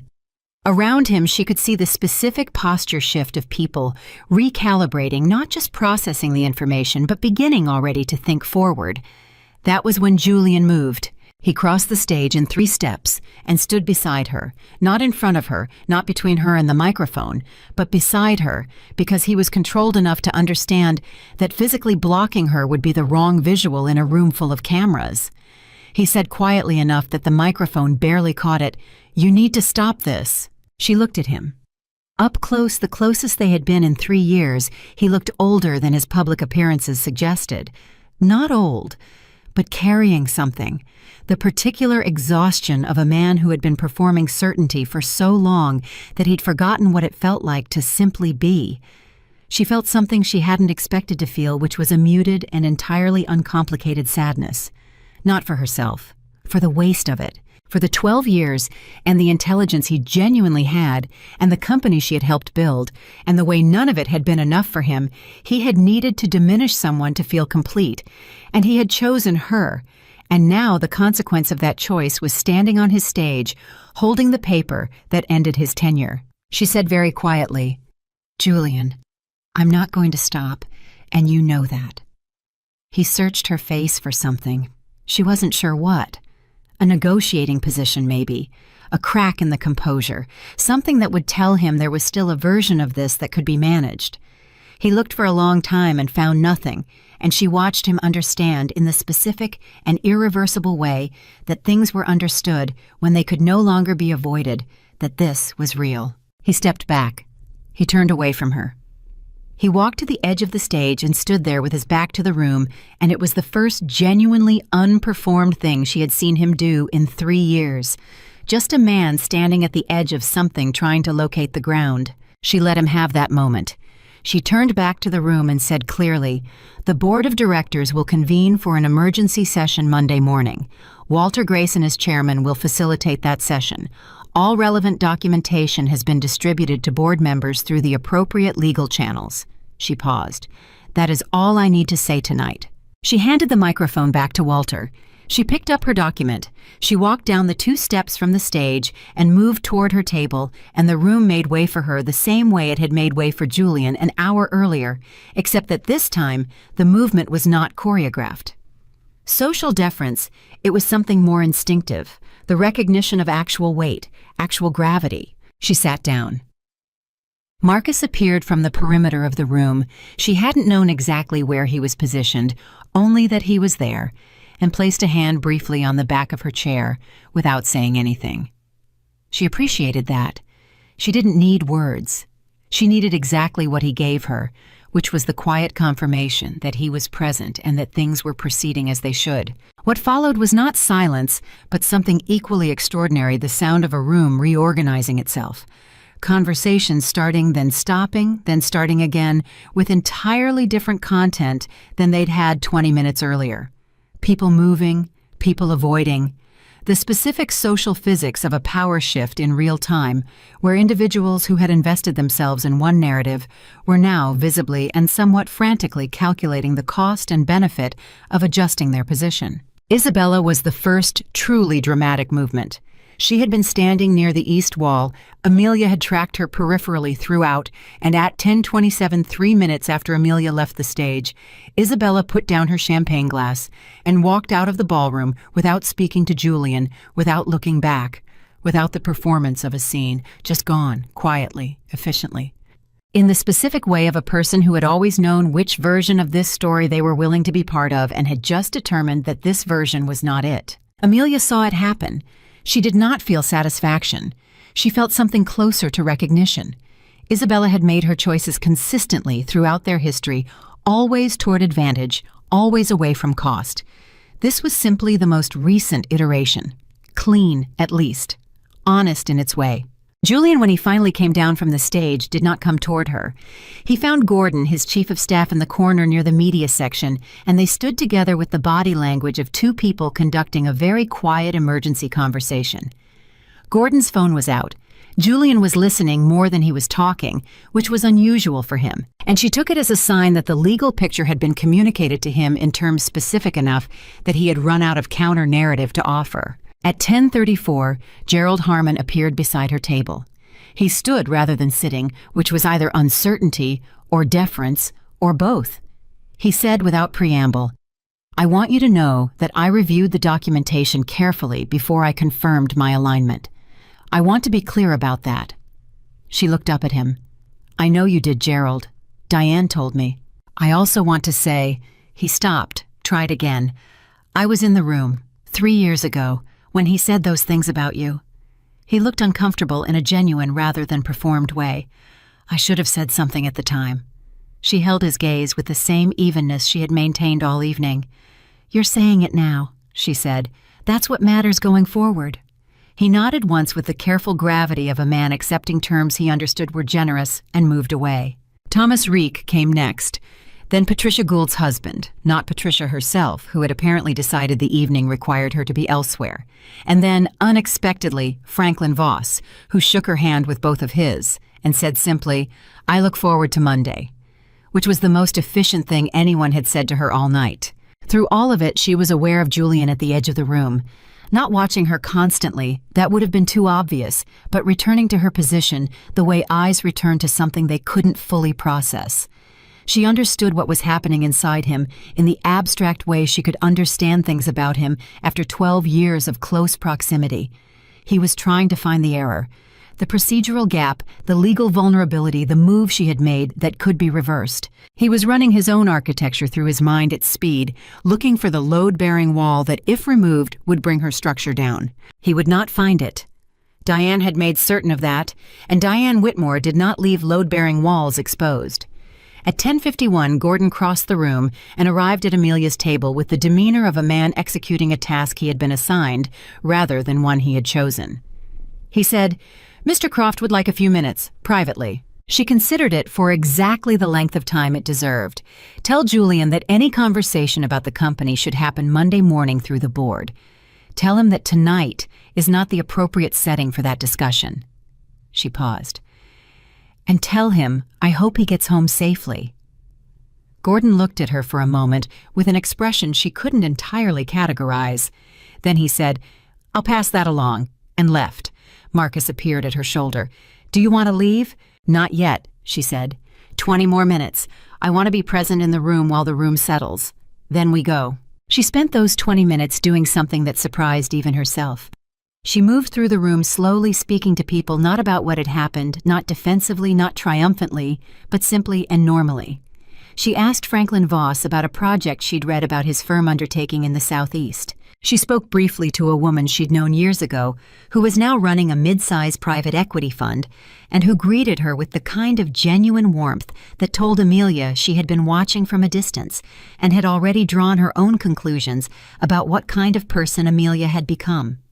She even spoke for 2 minutes with Patricia Gould, who reappeared with a champagne glass and the look of a woman recalculating everything, and who said with a very small but entirely sincere smile, "You were always the most capable person in that marriage, Amelia. I think a number of us knew that." Amelia said, "Thank you, Patricia," and moved on. At 11:15, she collected her clutch from the table, said a final quiet word to Walter Grayson. "Monday morning, 8 o'clock, I'll be there," and walked through the ballroom toward the exit. She did not look for Julian as she left. She did not look for Isabella. She looked at the room one final time, with the particular attention of someone who had spent 3 years imagining a single night and was now leaving it behind because the night had done what it needed to do, and she was already thinking about Monday. The lobby was quieter than it had been when she arrived. The coat check attendant retrieved her case without being asked. Marcus was already by the door with her coat. Outside, the November air was cold and clear and immediate, a sensation so physical after the compressed heat of the ballroom that she stopped for a moment on the steps and simply breathed it. Marcus stood beside her and said nothing. He was very good at that. She said, "Call the car." He made the call. While they waited, she stood on the steps of the Grand Meridian Hotel and looked at the city that had watched her be erased 3 years ago, and she felt something she had not allowed herself to feel in all the time she had been building toward this night. Not triumph. She had known from the beginning that triumph was the wrong frame. Something more complete and more quiet than triumph. The feeling of a thing that had been broken being set correctly back into place. The feeling of the record reflecting what was true. She had walked into that building as the woman Julian Croft had tried to make into a symbol of his rightness. She was leaving it as the owner of his company. And more than that, more than the ownership, more than the legal confirmation, more than the look on his face when he understood she was leaving as herself, completely, precisely, irrevocably herself. The car arrived. She got in. The car ride home took 11 minutes. She counted them without meaning to, the way a person counted small increments after a large thing had happened, as if the ordinary measurement of time was a way of confirming that the world was still running on its normal axis. Marcus sat beside her and did not speak, which was correct. There was nothing to say that the evening had not already said more completely and permanently than any conversation could. She got home at 11:31. She changed out of the navy dress, hung it carefully, and sat at her kitchen island in the particular quiet of an apartment after a long and significant night. She made tea. She drank it standing up. She thought about nothing specific and everything at once, the way the mind moved in the immediate aftermath of a thing it had been pointed toward for a very long time. She went to bed at midnight and slept without difficulty. Sunday arrived gray and cold, which suited her. She worked in the morning on client matters that had nothing to do with Croft. Industries took a long walk in the early afternoon and spoke to her mother again in the evening. Still not about the Gala, because her mother read the financial press occasionally, but not obsessively, and Amelia wanted to tell her version of it in person rather than have her mother encounter it through a headline. The headline, she understood, was already out. Marcus had sent her 3 links by midday. Meridian Financial Network had posted their piece at 2 in the morning.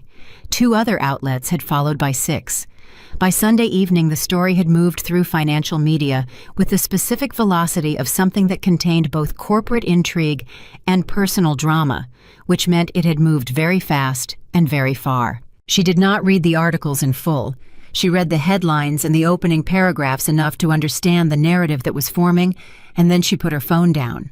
The story that mattered was not the one in the press. The story that mattered was the one in the boardroom, and that story began Monday morning at 8 o'clock.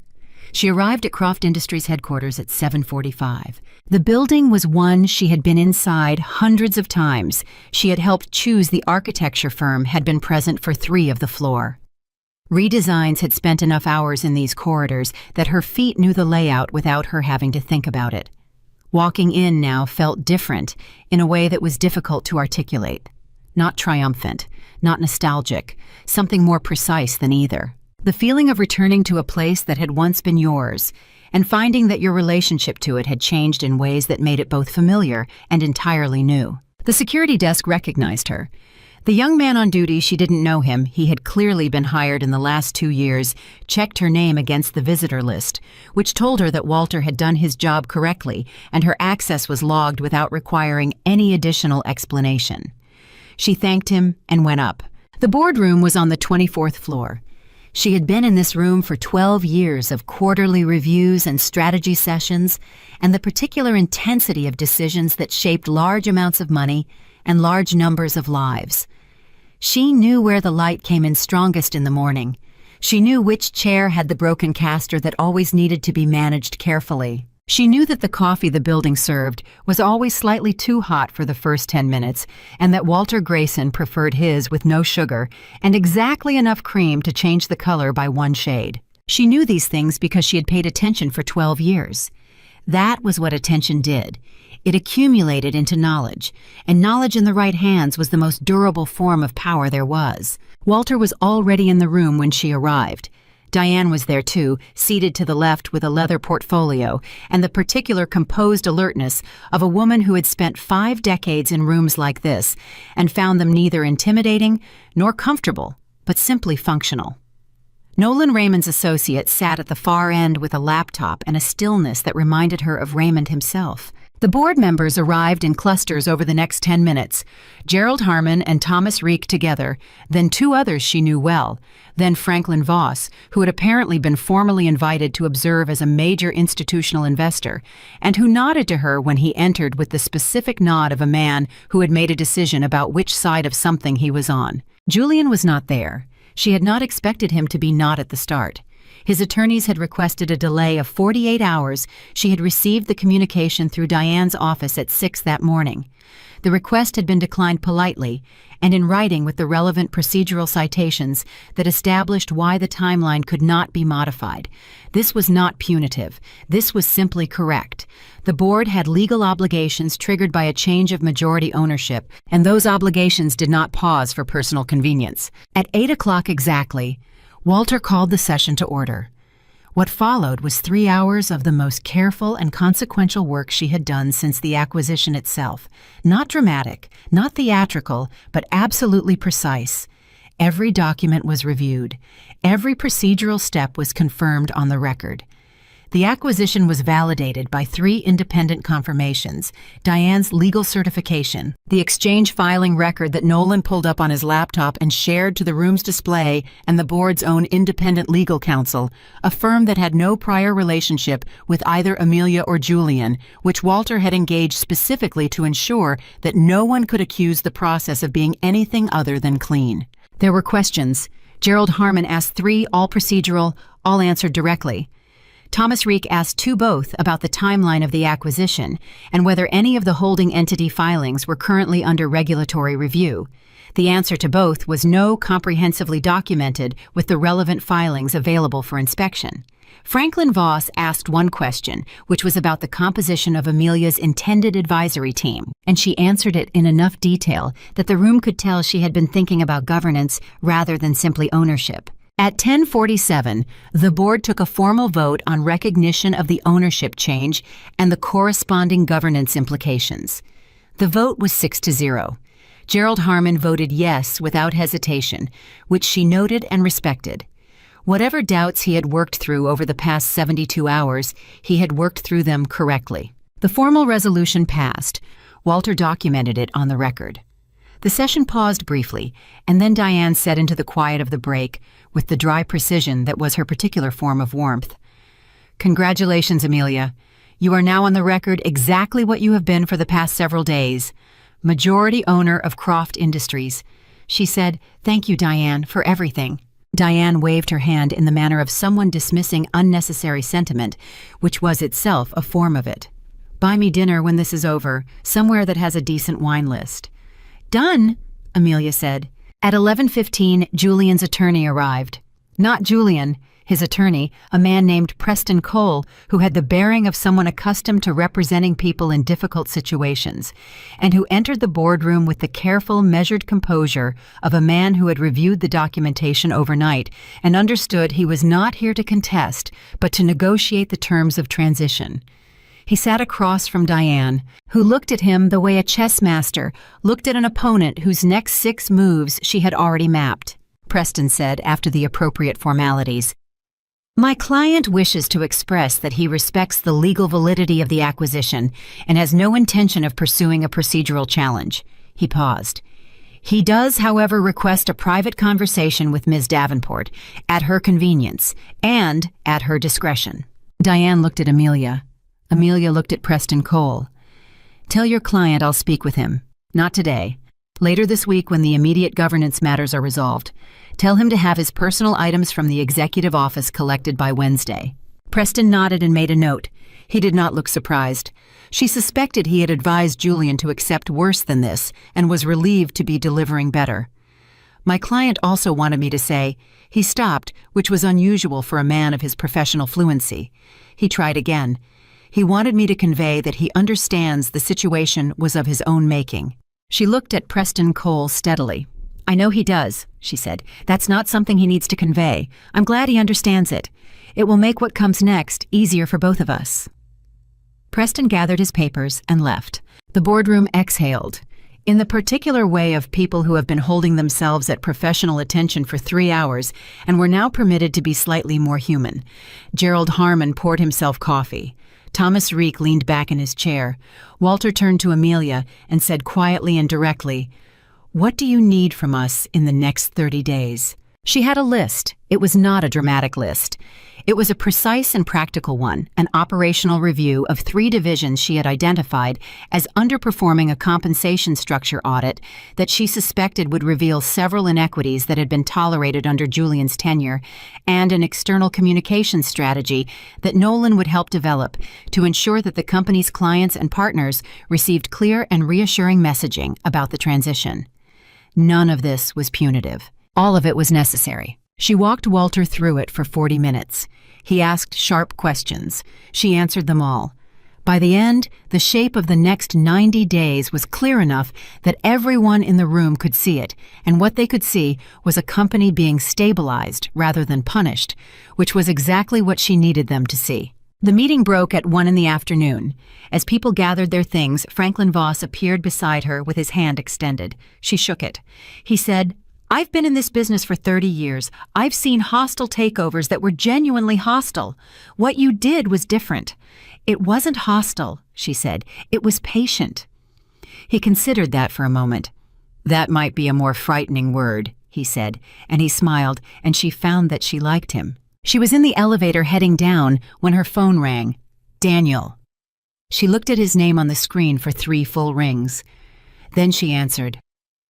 "I saw," he said. No preamble.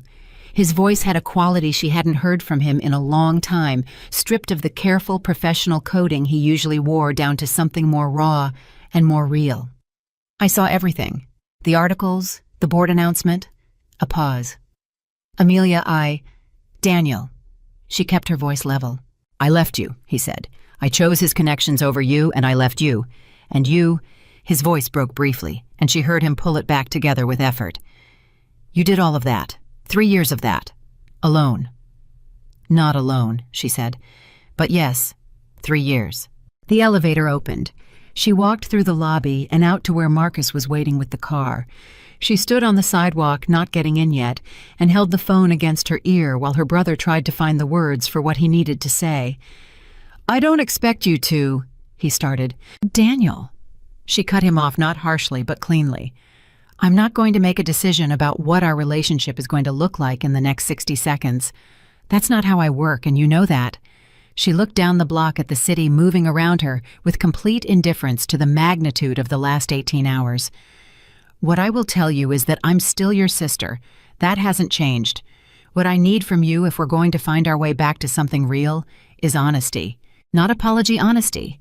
About what happened and why. And time. We need time." She paused. "Can you do that?" A long silence. Then quietly, "Yes." "Then call me next week," she said. "Not about the company, just to talk." She got in the car. "I have to go." She ended the call and sat with the phone in her lap for a moment. Marcus glanced at her from the front. She said, "Take me to the office." Not her apartment, the office space she had quietly established 18 months ago for the holding entities, which would now transition into the primary operational base for her role at Croft Industries. There was work to do. There was always work to do, and she had always been the kind of person for whom that was a comfort rather than a burden. The next 48 hours were dense with the particular administrative intensity of a major governance transition.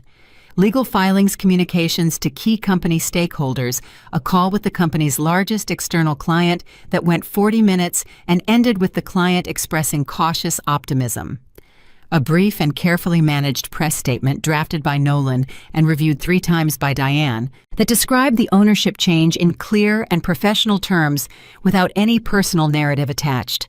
She did not speak to the press directly. She had nothing to perform. The record spoke clearly enough. On Wednesday afternoon, she met with Julian. She had chosen a conference room in her new office neutral territory, not the Croft Industries building, not her apartment. Diane was present. Julian's attorney Preston was present. Julian arrived 6 minutes late, which she suspected was not an accident, and which she also did not react to, because 6 minutes was not a material fact. He looked worse than he had at the gala, and better than she would have expected given the circumstances. He had not slept well that was visible the particular quality of someone who had spent 2 nights inside a significant loss. But he was composed. He sat across from her, and he looked at her with an expression that was entirely different from the one she had seen on the stage Saturday night. That expression had been shock and collapse. This one was something she hadn't anticipated, which was a kind of exhausted clarity. The expression of a man who had run out of stories to tell himself and was sitting for perhaps the first time in years inside the unmediated truth of his situation. She said, "How are you, Julian?" He looked at her. "You don't need to do that." "I'm asking sincerely," she said. "Whatever happened between us and whatever I did in response to it, you are a person, and I'm asking how you are." A silence. Then, "I've been better." He said it with the ghost of the self-deprecating humor he had possessed before he became so invested in his own performance that humor became a liability. It was the most human thing she had heard from him in a very long time. "I need you to understand something," she said. "I am not here to destroy what you built. The company is genuinely strong in several areas. The people in it did not do anything to me. My responsibility going forward is to those people and to the company's health, not to settling a personal account." She held his gaze. "Julian, you are an intelligent man. You built something real. You also did things that were wrong to me publicly, deliberately, and I am not going to pretend those things didn't happen or that they didn't have a cost. But that cost has now been settled by the market of consequence. I own the company. You don't. That is the correction the situation required." He listened to this without interrupting, which was itself a change.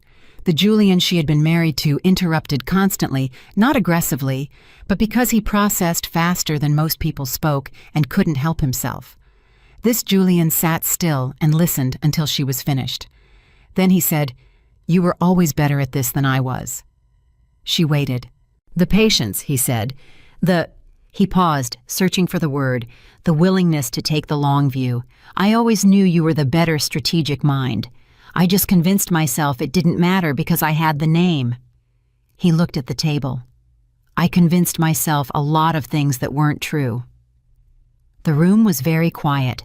Preston Cole looked at his notepad. Diane looked at the middle distance, with the discipline of a woman who understood that some moments did not require her. Amelia said, "What do you want to do next with your time, your work, outside of this company?" He looked up, slightly surprised by the question. "I don't know yet." "That's an honest answer," she said. "It's a good starting place." They spent the next 2 hours with the attorneys working through the transition terms. He was cooperative. Not enthusiastically, not with any visible relief, but with the specific cooperation of a man who had accepted a reality and was trying to navigate it with whatever dignity remained available to him. She respected that more than she would have respected a performance of graciousness. When it was done and the papers were signed, the formal resignation documents, the transition timeline, the terms of his departure package, which were fair rather than punitive, because she had never intended them to be punitive, he stood to leave. Preston gathered his materials. Diane made notes. Julian paused at the door. He turned back. He looked at her with the kind of look that existed outside of professional contexts. Just a person looking at another person across the accumulated wreckage and history of something that had mattered. He said, "I'm sorry, for the press conference, for what I said." She looked at him for a long moment. "I know you are," she said, "and I believe you." She paused. "It doesn't undo it, but it counts for something." He nodded once. He left. Diane waited until the door closed, then said, without looking up from her notes, "That was generous." "It was accurate," Amelia said. "There's a difference." Diane looked up then with the particular expression she reserved for things that impressed her, which was rare enough to be significant. "Yes," she said, "I suppose there is." The weeks that followed were the busiest of her life, including the busiest years of the marriage, including the most intense periods of the acquisition itself. Running a company of Croft Industries' scale was not a theoretical exercise. It was daily, hourly, relentless. She had prepared for this, but preparation and reality always contained a gap, and she spent the first month closing that gap through the specific combination of intelligence discipline and willingness to ask questions that she had always brought to hard problems. She hired a CEO to manage daily operations, not because she lacked the ability, but because the CEO role required a specific kind of daily presence that was different from the strategic ownership role she intended to occupy, and she knew the difference. The CEO she chose was a woman named Carla Jensen, who had run 2 successful mid-size firms and who looked at Amelia across the interview table with the direct, unflustered attention of someone who wasn't going to be managed by intimidation or impressed by performance. Amelia hired her on the spot. She restored the communications function that Julian had quietly defunded in the final 2 years of his tenure. She initiated the compensation audit, which revealed exactly what she had expected, a systematic pattern of undervaluing the people who had done the most actual work while overcompensating the people most visibly adjacent to Julian's public image. She corrected the structure. It cost money in the short term, and she spent it without hesitation. She had 2 conversations with Marcus about his own role, and the second one ended with him accepting a formal position as her chief of operations with a compensation package that made him go briefly quiet and then say, "Amelia, this is," and she said, "Correct. That's what it is." And they moved on. 3 months after the Gala Meridian Financial Network ran a long profile, she did the interview and answered every question directly, including the difficult ones about the marriage, about the divorce, about what the 3 years of building had cost her personally. She did not perform resilience for the camera. She did not use the language of inspiration or empowerment or any of the other vocabulary that got attached to stories like hers in ways that made the actual work invisible. She spoke plainly about what she had done and why and what it had required, and when the interviewer asked whether she felt vindicated, she thought about the word for a long time before answering. "Vindication suggests there was a verdict I was waiting for," she said finally. "I wasn't waiting for a verdict. I was waiting for the work to be complete. Those are different things. A verdict is something someone else delivers. This was something I built." She looked at the interviewer steadily. "I don't need Julian Croft or any room full of investors to vindicate me. I needed to know that what I built was sound. It is. That's enough." The profile ran on a Thursday. By Friday, it had been shared widely enough that her phone spent the day vibrating with messages from people she hadn't spoken to in years, and a few she hadn't spoken to in longer than that. She read the messages in batches, responded to the ones that mattered, and left the rest for the following week. One message came from Claire Heston, the woman she had nearly collided with in the lobby the week before the gala. It said simply, "I always knew. I should have said so louder. I'm glad the world knows now." She replied, "Thank you, Claire." Then, after a moment, she added, "I'm looking for a strong head of investor relations. Call me." Claire called within the hour. 6 months after the gala, she sat in the office on the 24th floor. Not the one Julian had occupied, which she had converted into a conference room, but the one adjacent to it, slightly smaller, with a better view of the actual city, rather than the performative skyline shot Julian had preferred, and she reviewed the company's quarterly numbers with Carla Jensen for 2 hours on a Thursday afternoon. The numbers were strong. Not spectacularly so, she had never been interested in spectacle, but solidly, sustainably strong. The kind of numbers that told a story of a company being run well rather than a company being used to tell a story about its leader. When Carla left, Amelia sat alone in the office for a few minutes, in the specific quiet of a room where important work happened but didn't need to announce itself. She thought about the woman who had sat on the floor of a bedroom 3 years ago and felt the full weight of being erased. She thought about the morning she had gotten up from that floor, packed one bag, and decided that disappearing was not the same as being gone. She thought about patience not as a virtue in the abstract, not as a comfort one offered to people in difficult circumstances, but as a strategy. as a form of intelligence, as the particular discipline of understanding that the most powerful thing you could do in certain situations was to refuse to let the situation rush you, to hold your own timeline with both hands against the pressure of other people's urgency, to build carefully in silence with the knowledge that what was built carefully in silence was 10 times more durable than what was constructed quickly and loudly for an audience. Julian had built for audiences his entire life. He had needed them. The press, the investors, the social validation, the room full of eyes confirming his version of reality. He had built something real genuinely. She had never denied that, but he had built it in a way that required constant external confirmation to feel solid. The moment the confirmation changed, the structure revealed its vulnerability. She had built in the opposite direction, inward, downward, foundation by foundation in the dark, without an audience, without confirmation, without the reassurance of anyone outside her small and trusted circle, telling her she was on the right path. She had known she was on the right path because the work was sound, and the work was legal, and the work was true, and she had been right. She picked up her phone and called her mother. Her mother answered on the second ring the way she always did and said, "How's my girl?" the way she always did, and Amelia said, "Good, Mom, really good," and meant it in a way that was full and uncomplicated and entirely real. They talked for 30 minutes about the coast trip her mother had finally taken, about a book that had made her mother cry in the good way about the garden and the weather and the small, precise details of a life being lived well. Amelia listened and laughed and felt in that ordinary phone call everything she had been working toward, distilled into its simplest and most essential form. This, exactly this, the ability to be present, to be whole, to be herself without the weight of someone else's narrative pressing down on the conversation. When she hung up, the office was quiet. The city moved outside without needing her attention. The quarterly numbers sat in their folders solid and true.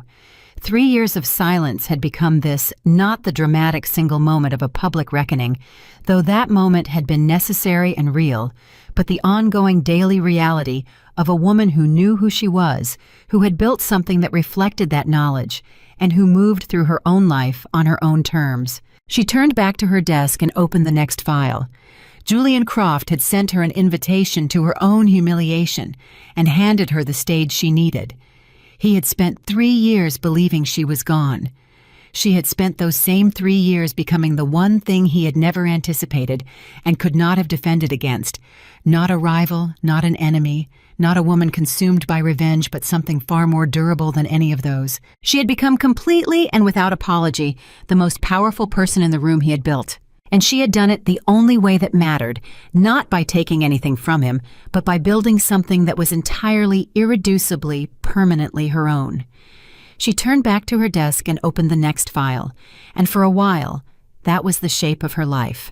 Files numbers the steady accumulation of good days into good quarters, the unspectacular work of running something well. She had built the empire in silence, and now she ran it in something close to peace. And she had assumed in the first months after the gala that peace was the end of the story. It was not. There were 3 more conversations the last 3 years owed her, and the strange thing about settling a debt that large was that the world brought the remaining payments to her door on its own schedule, not hers. She did not go looking for any of them. She had stopped looking for things to settle the morning she stood up off the floor of that bedroom and packed one bag.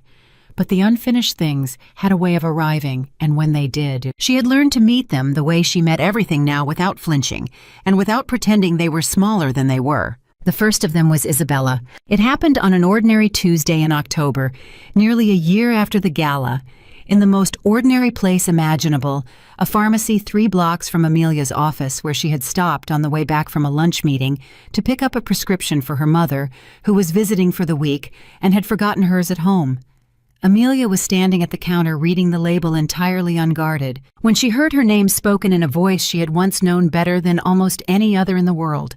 "Amelia." She turned, and there was Isabella Sterling. For a moment, Amelia simply looked at her, because the woman in front of her was and was not the woman she had spent 9 years calling her closest friend.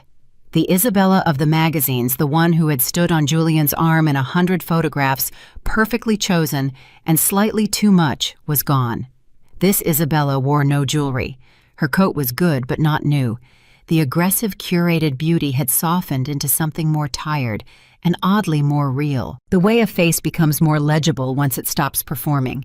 She was holding a small white pharmacy bag of her own, and her hand around it was not steady. Amelia said nothing. She had nothing prepared because this was the one conversation she had never rehearsed. She had built sealed envelopes and holding companies and a 3-year timeline for Julian. For Isabella, she had built nothing because Isabella had never been the strategic problem. Isabella had only been the wound. "I've wanted to find you for a long time," Isabella said. "I lost the nerve every time. And then here you are buying—" She glanced at the counter at the bag, and a small broken sound came out of her, half a laugh, "buying somebody's medicine on a Tuesday like a person. And I thought if I don't say something now, I never will." "Hello, Isabella," Amelia said. Her own voice surprised her with how level it was. "He left," Isabella said. There was no preamble in it, the way there is no preamble when someone has carried something so long that the weight has worn the edges off it. 8 months ago, after everything fell apart, I actually thought we would hold together once the company was gone, that maybe without all of it, we'd find out what was real. She shook her head slowly. There was nothing real to find. There never had been. He needed the version of himself that I made possible. When that version stopped existing, so did I. She looked at Amelia with an expression stripped of every defense. "You knew that. You knew it the whole time. You probably knew it before I did." Amelia considered her. She was aware of the pharmacist a discreet distance away, of the muzak of her mother's prescription cooling in her hand, of the entire enormous machinery of an ordinary afternoon continuing around this small and impossible exchange. And she searched herself carefully, the way she searched everything, for what she actually felt, not what she was supposed to feel, not the fury she had once promised herself, not the cold satisfaction she might have been entitled to. What she found was not hatred.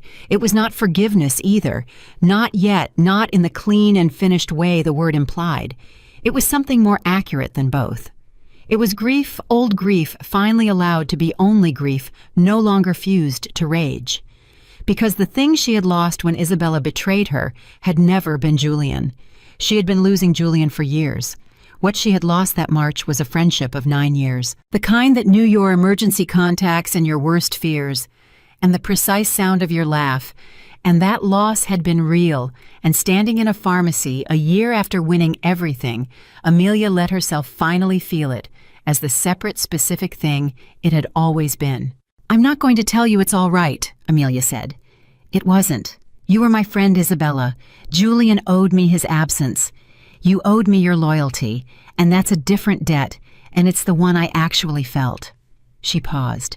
"I spent a long time being angry at you, longer than I was angry at him, if I'm honest, because I understood him, and I never understood you." Isabella's eyes filled. She didn't wipe at them. "I don't understand me either," she said quietly. "I've had a year alone to try, and I still don't. I think you wanted what I had." Amelia said, not unkindly, because it was simply true, and the truth had never frightened her. "And you mistook the man for the thing you wanted. The thing you actually wanted was the certainty, the feeling of standing next to something that looked solid. He sold that feeling better than anyone alive. You're not the first person it cost everything." She shifted the bag in her hand. "You're just the one who was supposed to be on my side when it did." For a moment, neither of them spoke. "I'm not asking you to forgive me," Isabella said. "I know better than that. I needed you to hear it from me, that I know what I did, that I've known every day for a year, and that I am more sorry than I have words for, and it doesn't fix anything, and I'm saying it anyway." Amelia looked at this woman she had loved and been broken by, and she made a decision that surprised her, even as she made it not a strategic decision, not a calculated one, but the kind a person makes when they have finally become whole enough to afford generosity. "It counts for something," she said. "Saying it doesn't undo it, but it counts." It was the same thing she had said to Julian in a conference room a year before, and she heard the echo of it and let it stand, because some sentences were true enough to be used twice. "I don't know what we are now, Isabella. I don't think we're friends. I don't think we can be, not the way we were that's gone, and I won't pretend it isn't. But I'm not carrying you around anymore. I put you down a while ago. I just hadn't gotten to tell you. Isabella nodded, the tears running freely now, and she did the only graceful thing left to do, which was not to ask for more than she had been given. "Thank you," she said, "for putting me down.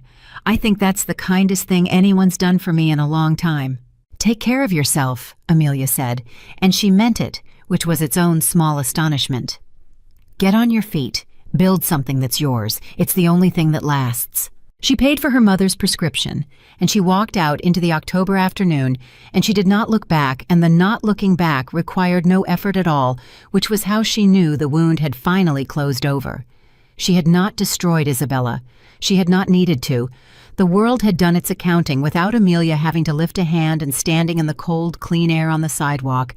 She understood something she would carry for the rest of her life, that the deepest revenge she had ever taken was simply to become a woman who no longer needed any. Julian came back into her life 6 weeks after that, in a way she had not anticipated through a door she had assumed was closed for good. It arrived as a forwarded email from Carla Jensen, her CEO, with a one-line note. "You'll want to see who's behind this. Your call entirely." Attached was a proposal from a small consulting firm, 4 people recently formed, nothing flashy, bidding to advise Croft Industries on the restructuring of one of the underperforming divisions she had flagged for an operational review a year earlier. The work was good. The analysis was sharp and unsentimental, and showed a genuine understanding of the division's problems. Problems that the proposal's author understood from the inside because he had built the division himself years ago, before he had stopped paying attention to anything that wasn't his own reflection. The firm was called Meridian Bridge Advisory. The lead consultant was Julian Croft. She sat with the proposal for a long time. Carla had been right to flag it, and right to leave the decision to her, because there was no version of this that wasn't loaded, hiring her ex-husband, the man she had stripped of an empire to consult on the very company she had taken from him. The optics were a minefield. The personal weight was heavier still. Every instinct of corporate caution said to decline politely and never speak of it. But Amelia had stopped making decisions by instinct alone a long time ago. She made them by accuracy. And the accurate truth was, the proposal was the best one on the table, the analysis was correct, and the man who had written it was no longer the man who had stood on a stage and called her dead weight. She had seen that man dismantled. She had seen what was underneath. And what was underneath, it turned out, was the actual thing, the genuine builder, the real strategic intelligence that had created something true before his ego, had hollowed it out and turned it into a performance of itself. She asked him to come in. He arrived on time. He wore a good suit, but not an expensive one, and she noticed the way she noticed everything that he had stopped wearing the watch, the absurd 6-figure watch that had been less a timepiece than a thesis statement. He sat across from her in the office adjacent to the one he had once occupied, and he did not try to fill the silence, and he did not perform, and he waited for her to speak. "This is good work," she said, tapping the proposal. "It's the best bid we received. I want to understand why you submitted it before I decide anything." "Because I need the work," he said simply, and the plainness of it was so unlike the Julian she had been married to that she had to recalibrate for a moment. "Not financially. I have enough to be comfortable. I need the work. I spent a year doing nothing but thinking, which turns out to be the worst possible thing for a man like me to do. And I realized the only time I was ever actually any good, not impressive, good was when I was solving a real problem and nobody was watching me do it." He met her eyes. "This is a real problem. I built that division. I know exactly what's wrong with it, because most of what's wrong with it is me. And I'd rather spend the rest of my working life fixing things quietly than ever stand on another stage."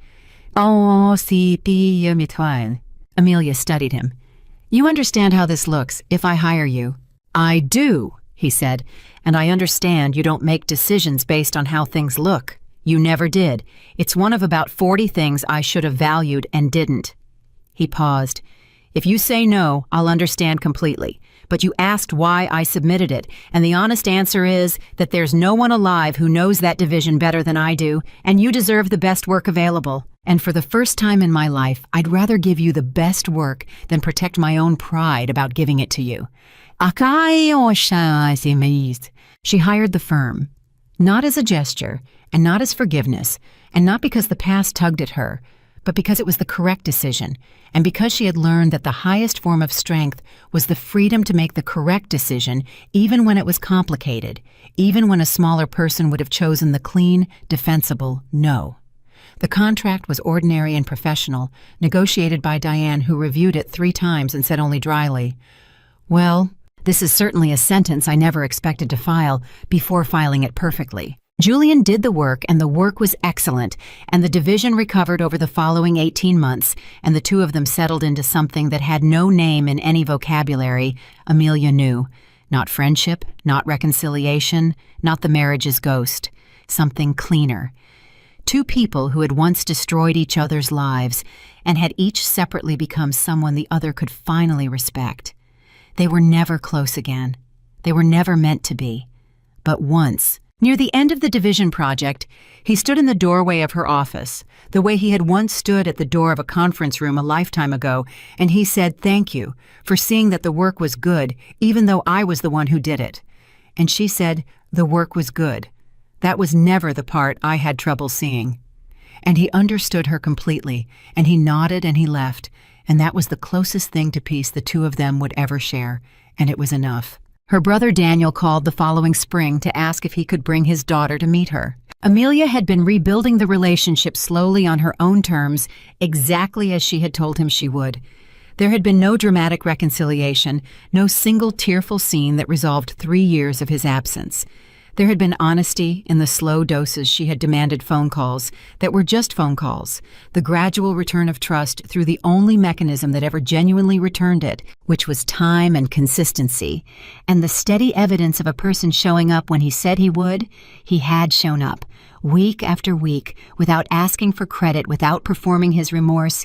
He had simply been present, and presence she had come to believe was the truest apology there was. His daughter was 4. Her name was Grace.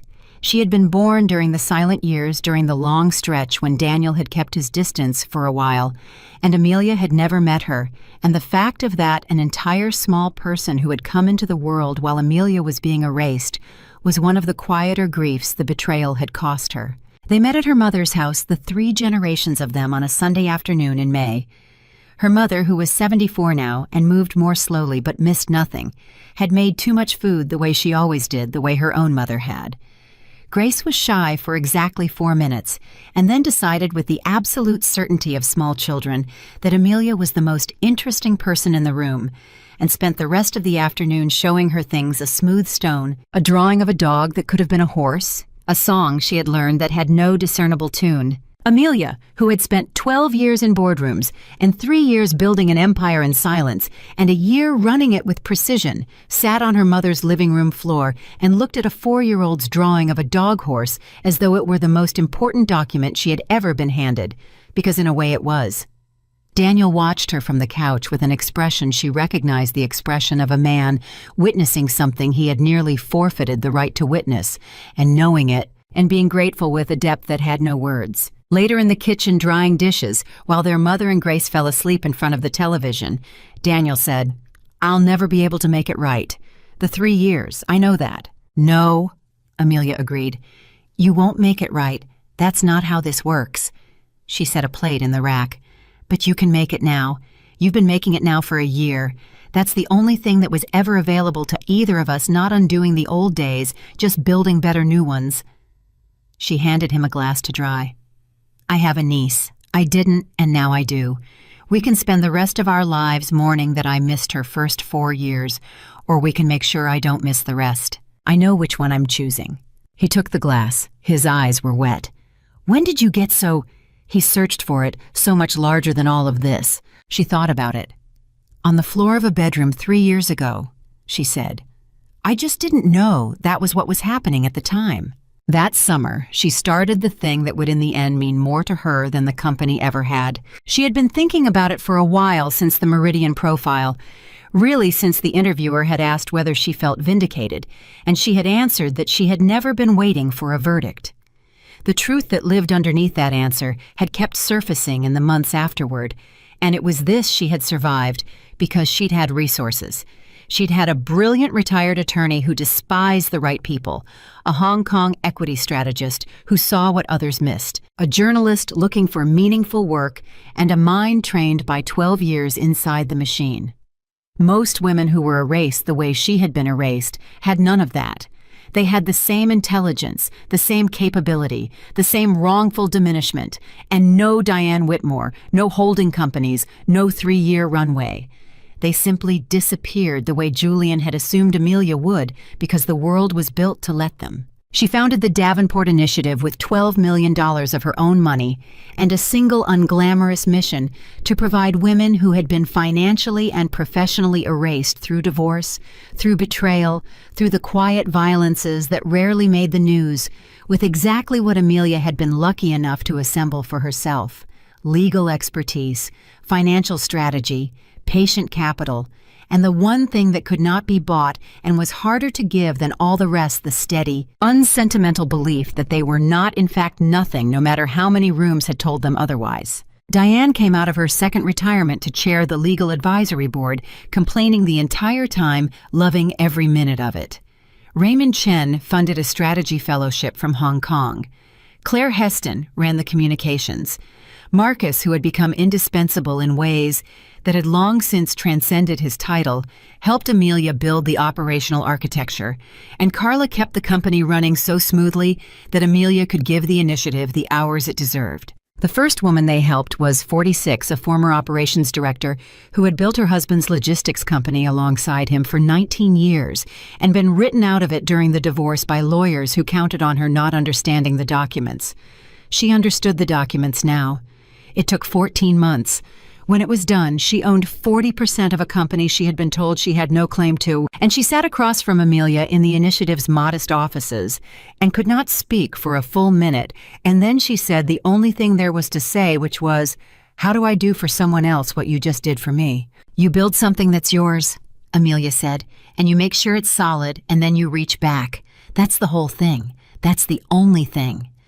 It was what she had told Isabella in a pharmacy a year and a half before. It was she was coming to understand the only piece of wisdom she had that was worth repeating, and so she repeated it to every woman who walked through that door for the rest of her life. The man came into her life the way the best things had always come quietly sideways without announcement.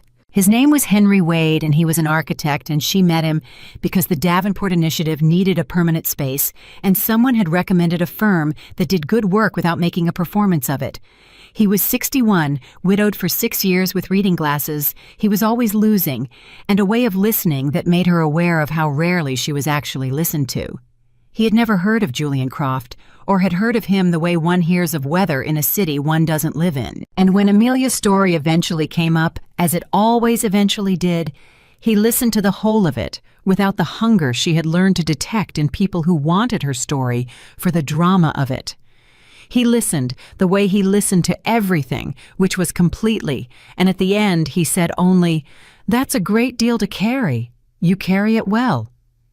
And then he asked her what she thought of the natural light in the east-facing rooms, because there was a building to design, and the building was the actual reason they were both there. It was not dramatic. She had had enough drama for 3 lifetimes and wanted none of it. What she had with Henry built the way she had learned to build everything slowly inward, downward, foundation by foundation, without an audience, without needing anyone outside the two of them to confirm that it was real. They had dinner. Then they had dinner again. Months passed before either of them named what it was, and when they finally did, on an ordinary evening on the balcony of her penthouse, with the financial district glittering below them, he said, "I'm too old to perform anything, Amelia, so I'll just tell you the truth, which is that I'm happier in the rooms you're in than the rooms you're not."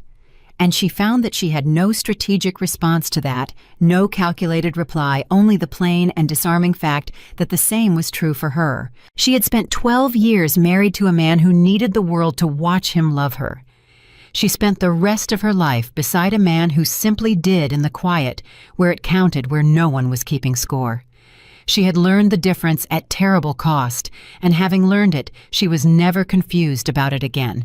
On the third anniversary of the gala, 4 years now since the morning she had stood at her own floor-to-ceiling window and felt the cold, precise recognition of a woman being invited to her own execution, Amelia Davenport stood at that same window again in the early evening, with a glass of water in her hand, and let herself feel the particular quality of the moment.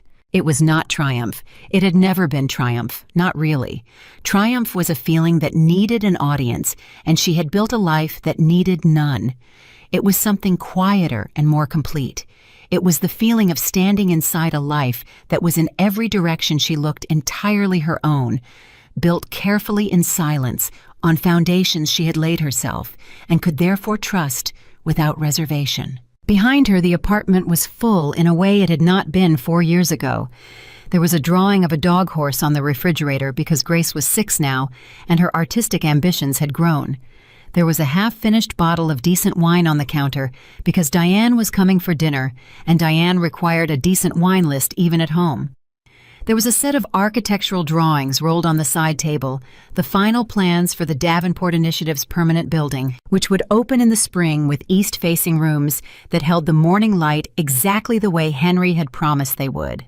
There was in the next room the low sound of Henry losing an argument with the coffee machine, and the sound made her smile the way the small, true things now reliably did. Julian was somewhere in the city fixing real problems quietly, and they would never be close, and that was right. Isabella was somewhere too rebuilding, and Amelia wished her well in the unburdened way of a woman who had genuinely put a thing down. Daniel was bringing Grace on Saturday.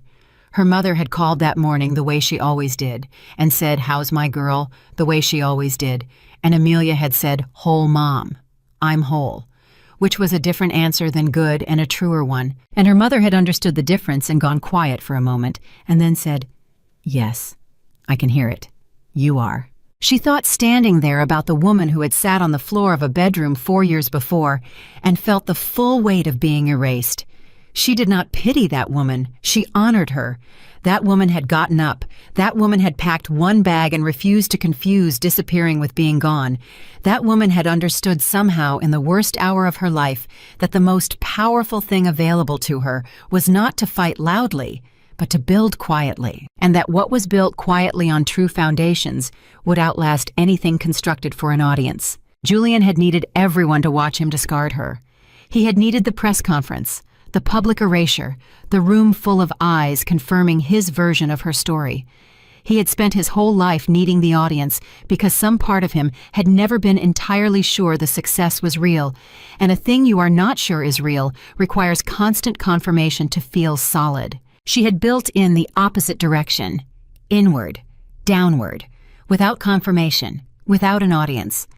And the life she had built that way had proven 1,000 times more durable than the empire she had once helped him construct, because hers did not depend on anyone watching, and so nothing anyone did or failed to do could shake it. He had told her 4 years ago across the wreckage of a marble table that she had nothing, that she was nothing, that he wanted her gone by Friday. He had been wrong about all 3. She had not had nothing. She had had everything that mattered, and simply had not yet built it. She had not been nothing. She had been the most capable person in every room she would ever enter, and it had only taken her erasure to finally understand it. And she had not gone, not on Friday, not ever. She had stayed. She had stayed right there in the world he thought belonged to him, and she had quietly made it hers. And then she had given it away piece by piece. To other women, the world was trying to erase, because the only thing she had ever genuinely wanted was not to take anything from anyone. It was to build something so true and so entirely her own that no one would ever again be able to tell her what she was. She lifted her glass of water alone at the window, to no audience at all, to the woman on the bedroom floor who had gotten up, to the years of silence which had become this, to the whole unbroken, hard-won, irreducibly hers life waiting in the rooms behind her. To staying, she said quietly to no one. And then she turned from the window and went into her people and let the evening have her completely present and whole and finally entirely home.